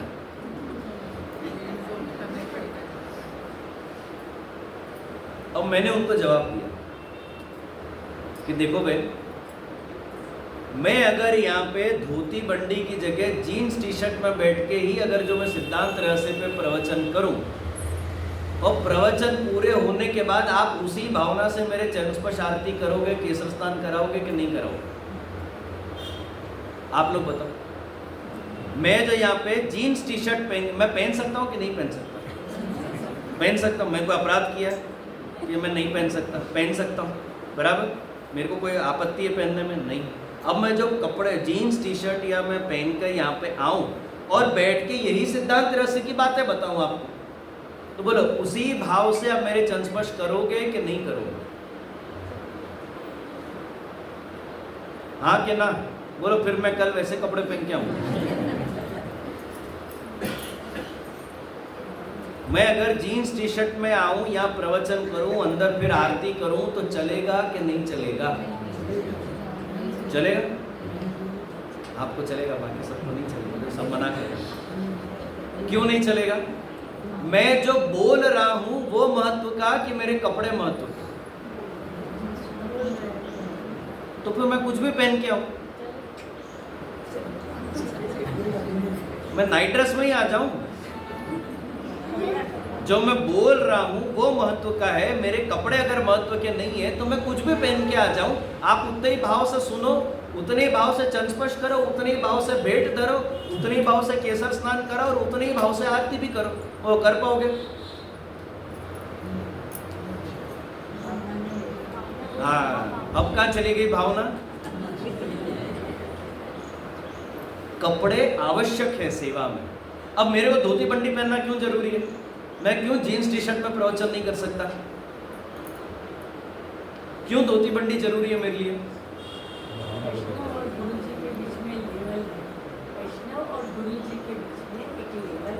लेवल है। ऐसा करते हैं तो हम तो ड्रेस पहन के सेवा करते, तो वो चलेगा आपको और मेरे को नहीं चलेगा? ये क्या भाई अन्याय क्यों? तो वैष्णव उतरता है, किसने बोल दिया आपको? भाई वैष्णव का महात्म्य आप वार्ता जी पढ़ो, वैष्णव का महात्म्य देखो, वैष्णव का स्वरूप क्या है। हमारी नजर में आप तो हमारी नजर में आप वैष्णव हो, हमारी नजर में आप वैष्णव हो। और आपको तो आज्ञा करिए, बल्कि हम ये मार्ग आपके लिए है, हमारे लिए नहीं है, ये समझो आप सबसे पहले। बात सच है, लेकिन हम कपड़े पहने, आप कुछ भी पहनो चल जाएगा। तो पहन के करते। जो आप ड्रेस पहन के चलाओगे तो मैं भी फिर जीन्स पहन के चलाऊंगा, बोलो। मुझे मानना नहीं, तो बाकी सबको तो है ना। जो आप लोग चरण स्पर्श करते समय आप लोगों को अगर जो ये एक्सपेक्टेशन है कि भाई ये बराबर ड्रेस्ड होने चाहिए, धोती बंडी तिलक होनी चाहिए, हमको महाप्रभु जी के दर्शन होने चाहिए, तो क्या वैष्णव में हमको दामोदर दास जी, नाथ जी भट्ट, कृष्णदास मेघन जैसे वैष्णव के दर्शन नहीं होने चाहिए? हम ऐसे एक्सपेक्टेशन आपसे नहीं रख सकते। वो सब थोड़ी धोती पहनते थे। किसने? वो तो क्या पहनते थे? तो क्या पहनते थे वो सब? कुछ भी, मतलब क्या? तो फिर आप बताओ। धोती नहीं, प्राचीन समय में जो धोती नहीं पहनी जाती थी तो क्या पहना जाता था? बताओ बताओ, क्या पहनते थे? शॉर्ट्स पहनते थे? हाँ, तो फिर क्या पहनते थे ये सब? नहीं है, क्यों नहीं है? सब जगह पे है। आप दया भवैया की वार्ता उठाओ, हाँ, उसमें वैष्णव वेशभूषा की जब बात आती है तो कौन से वेशभूषा की बात है? जीन्स टी शर्ट की बात है? ड्रेस की बात है? गोपियां क्या पहनते थे? Gown, jeans, churidar. सेवा से बाहर निकलकर लौकिक में आप लोगों को जो पहनना है पहनो, कोई रोक टोक नहीं है। लेकिन सेवा के समय पे जेंट्स के लिए धोती और लेडीज के लिए साड़ी या चनिया चोली अत्यंत आवश्यक है। क्योंकि ठाकुर जी, जब अपन ठाकुर जी के सन्मुख जाए तो ठाकुर जी को भी लगना चाहिए कि ये कोई ब्रज की गोपी आई, खामगाम की गोपी नहीं चाहिए उनको। खाम गाम की औरतों से उनको कोई लेना देना नहीं, उनको ब्रज की गोपियों से लेना देना है। अब आपको खाम गाम के बन के ठाकुर जी सम्मुख जाना है, ठाकुर जी आपकी तरफ पलट के भी नहीं देखेंगे। ब्रज की गोपी बन के जब उनकी सेवा में गए तो ठाकुर जी प्रेम पूर्वक आपसे सब सेवा लेंगे।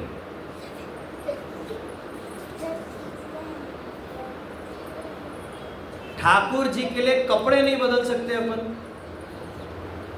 आज अपन को ये सुविधा, और वो भी सेवा के समय पे बोल रहे हैं, पूरे दिन भी नहीं। हम तो इनफैक्ट प्राचीन समय में ये नियम था कि वल्लभ कुल के सन्मुख भी ड्रेस नहीं पहना जाता था।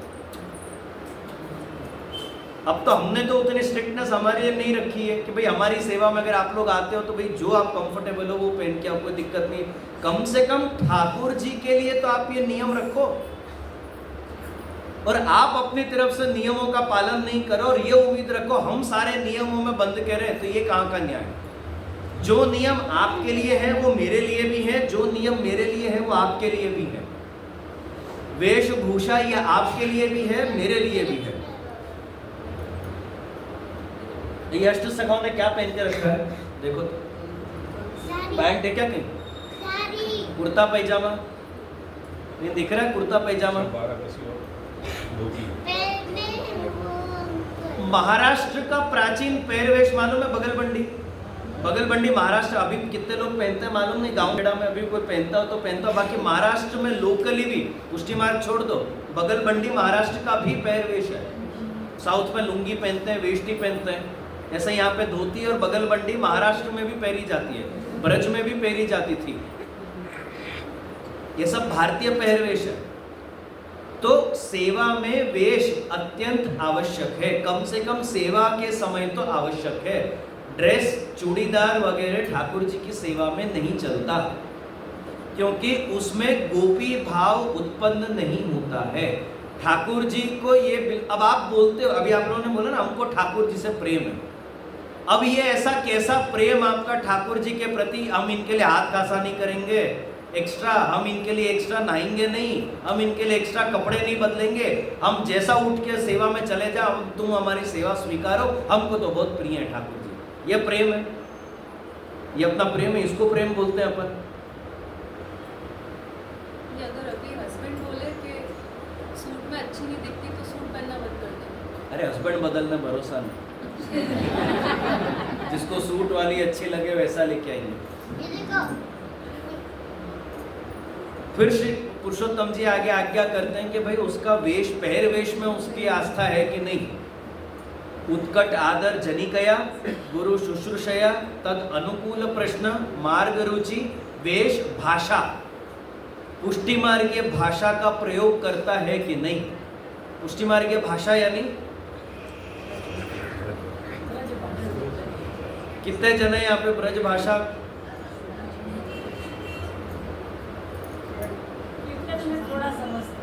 ठाकुर जी के लिए भाषा नहीं अपन बदल पा रहे। ठाकुर जी को जो सुननी पसंद है वो बोल नहीं पा रहे। गुजरात साइड जाओ तो सब गुजराती, ऐसे ऐसे सब गुजराती में टेवा गए कि अब किसी को हिंदी नहीं समझ आती वहाँ पे। उनके चक्कर में मेरे को गुजराती सीखनी पड़ गई। इस साइड आओ तो हिंदी फिर भी चल जाती है, पर ब्रज भाषा तो कहीं नहीं चल रही है। ठाकुर जी से जब गुसाई जी ने, महाप्रभु जी ने पूछा कि भाई आपको सबसे प्रिय भाषा कौन सी, ऑप्शन मालूम है कौन कौन से थे? ऑप्शन कौन कौन से थे ठाकुर जी के पास? संस्कृत, हिंदी, तेलुगु, ब्रज भाषा। हिंदी। ठाकुर जी ने कौन सी भाषा चुनी? ठाकुर जी को ब्रज भाषा पसंद है। पुष्टि मार्ग के भाषा में अपनी रुचि नहीं है, पुष्टि मार्ग के भाषा नहीं आती, पुष्टि मार्ग के शब्दों का अपन प्रयोग नहीं करते। अपन ठाकुर जी को सुलाते हैं कि पढ़ाते हैं? सुलाते नहीं है। ठाकुर जी को नहलाते हैं कि स्नान कराते हैं? ठाकुर जी को खिलाते हैं कि अरोगाते हैं? मतलब तो सेम है ना, कोई भी शब्द वो वापरो, क्या फर्क पड़ता है? हाँ तो क्या फर्क पड़ गया ना, मतलब तो वही है। भाषा से क्या फर्क पड़ गया?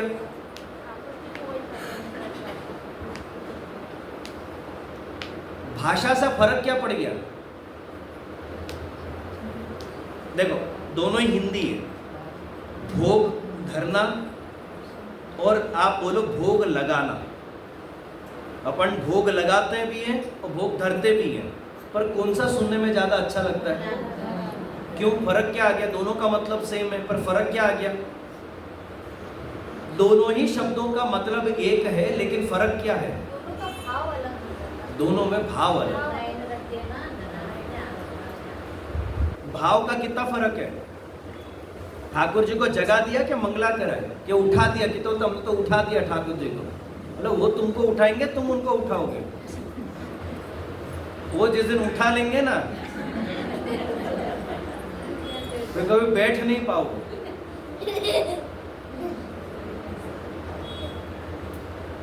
भाषा से भाव का फर्क पड़ता है।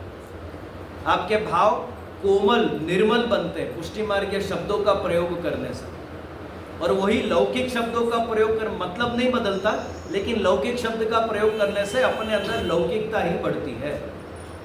इसलिए अपने यहाँ नियम है कि अपन पुष्टि मार्गीय हर एक वस्तु के आगे जी लगाते हैं। झारी जी, बंटा जी, माला जी, मुखिया जी, भीतरिया जी, बहू जी, बाबा श्री। बाबा जी तो अच्छा नहीं लगता, वो बाबा जी की तरह लगता है, इसलिए अपन उनमें जी नहीं लगा के श्री लगा देते। बेटी जी, हर चीज में अपन जी लगाते। फिर पुरुषोत्तम जी लिखते कि आचरण, उसका आचरण कैसा है, पुष्टि मार्गीय आचरणों का पालन करता है कि नहीं।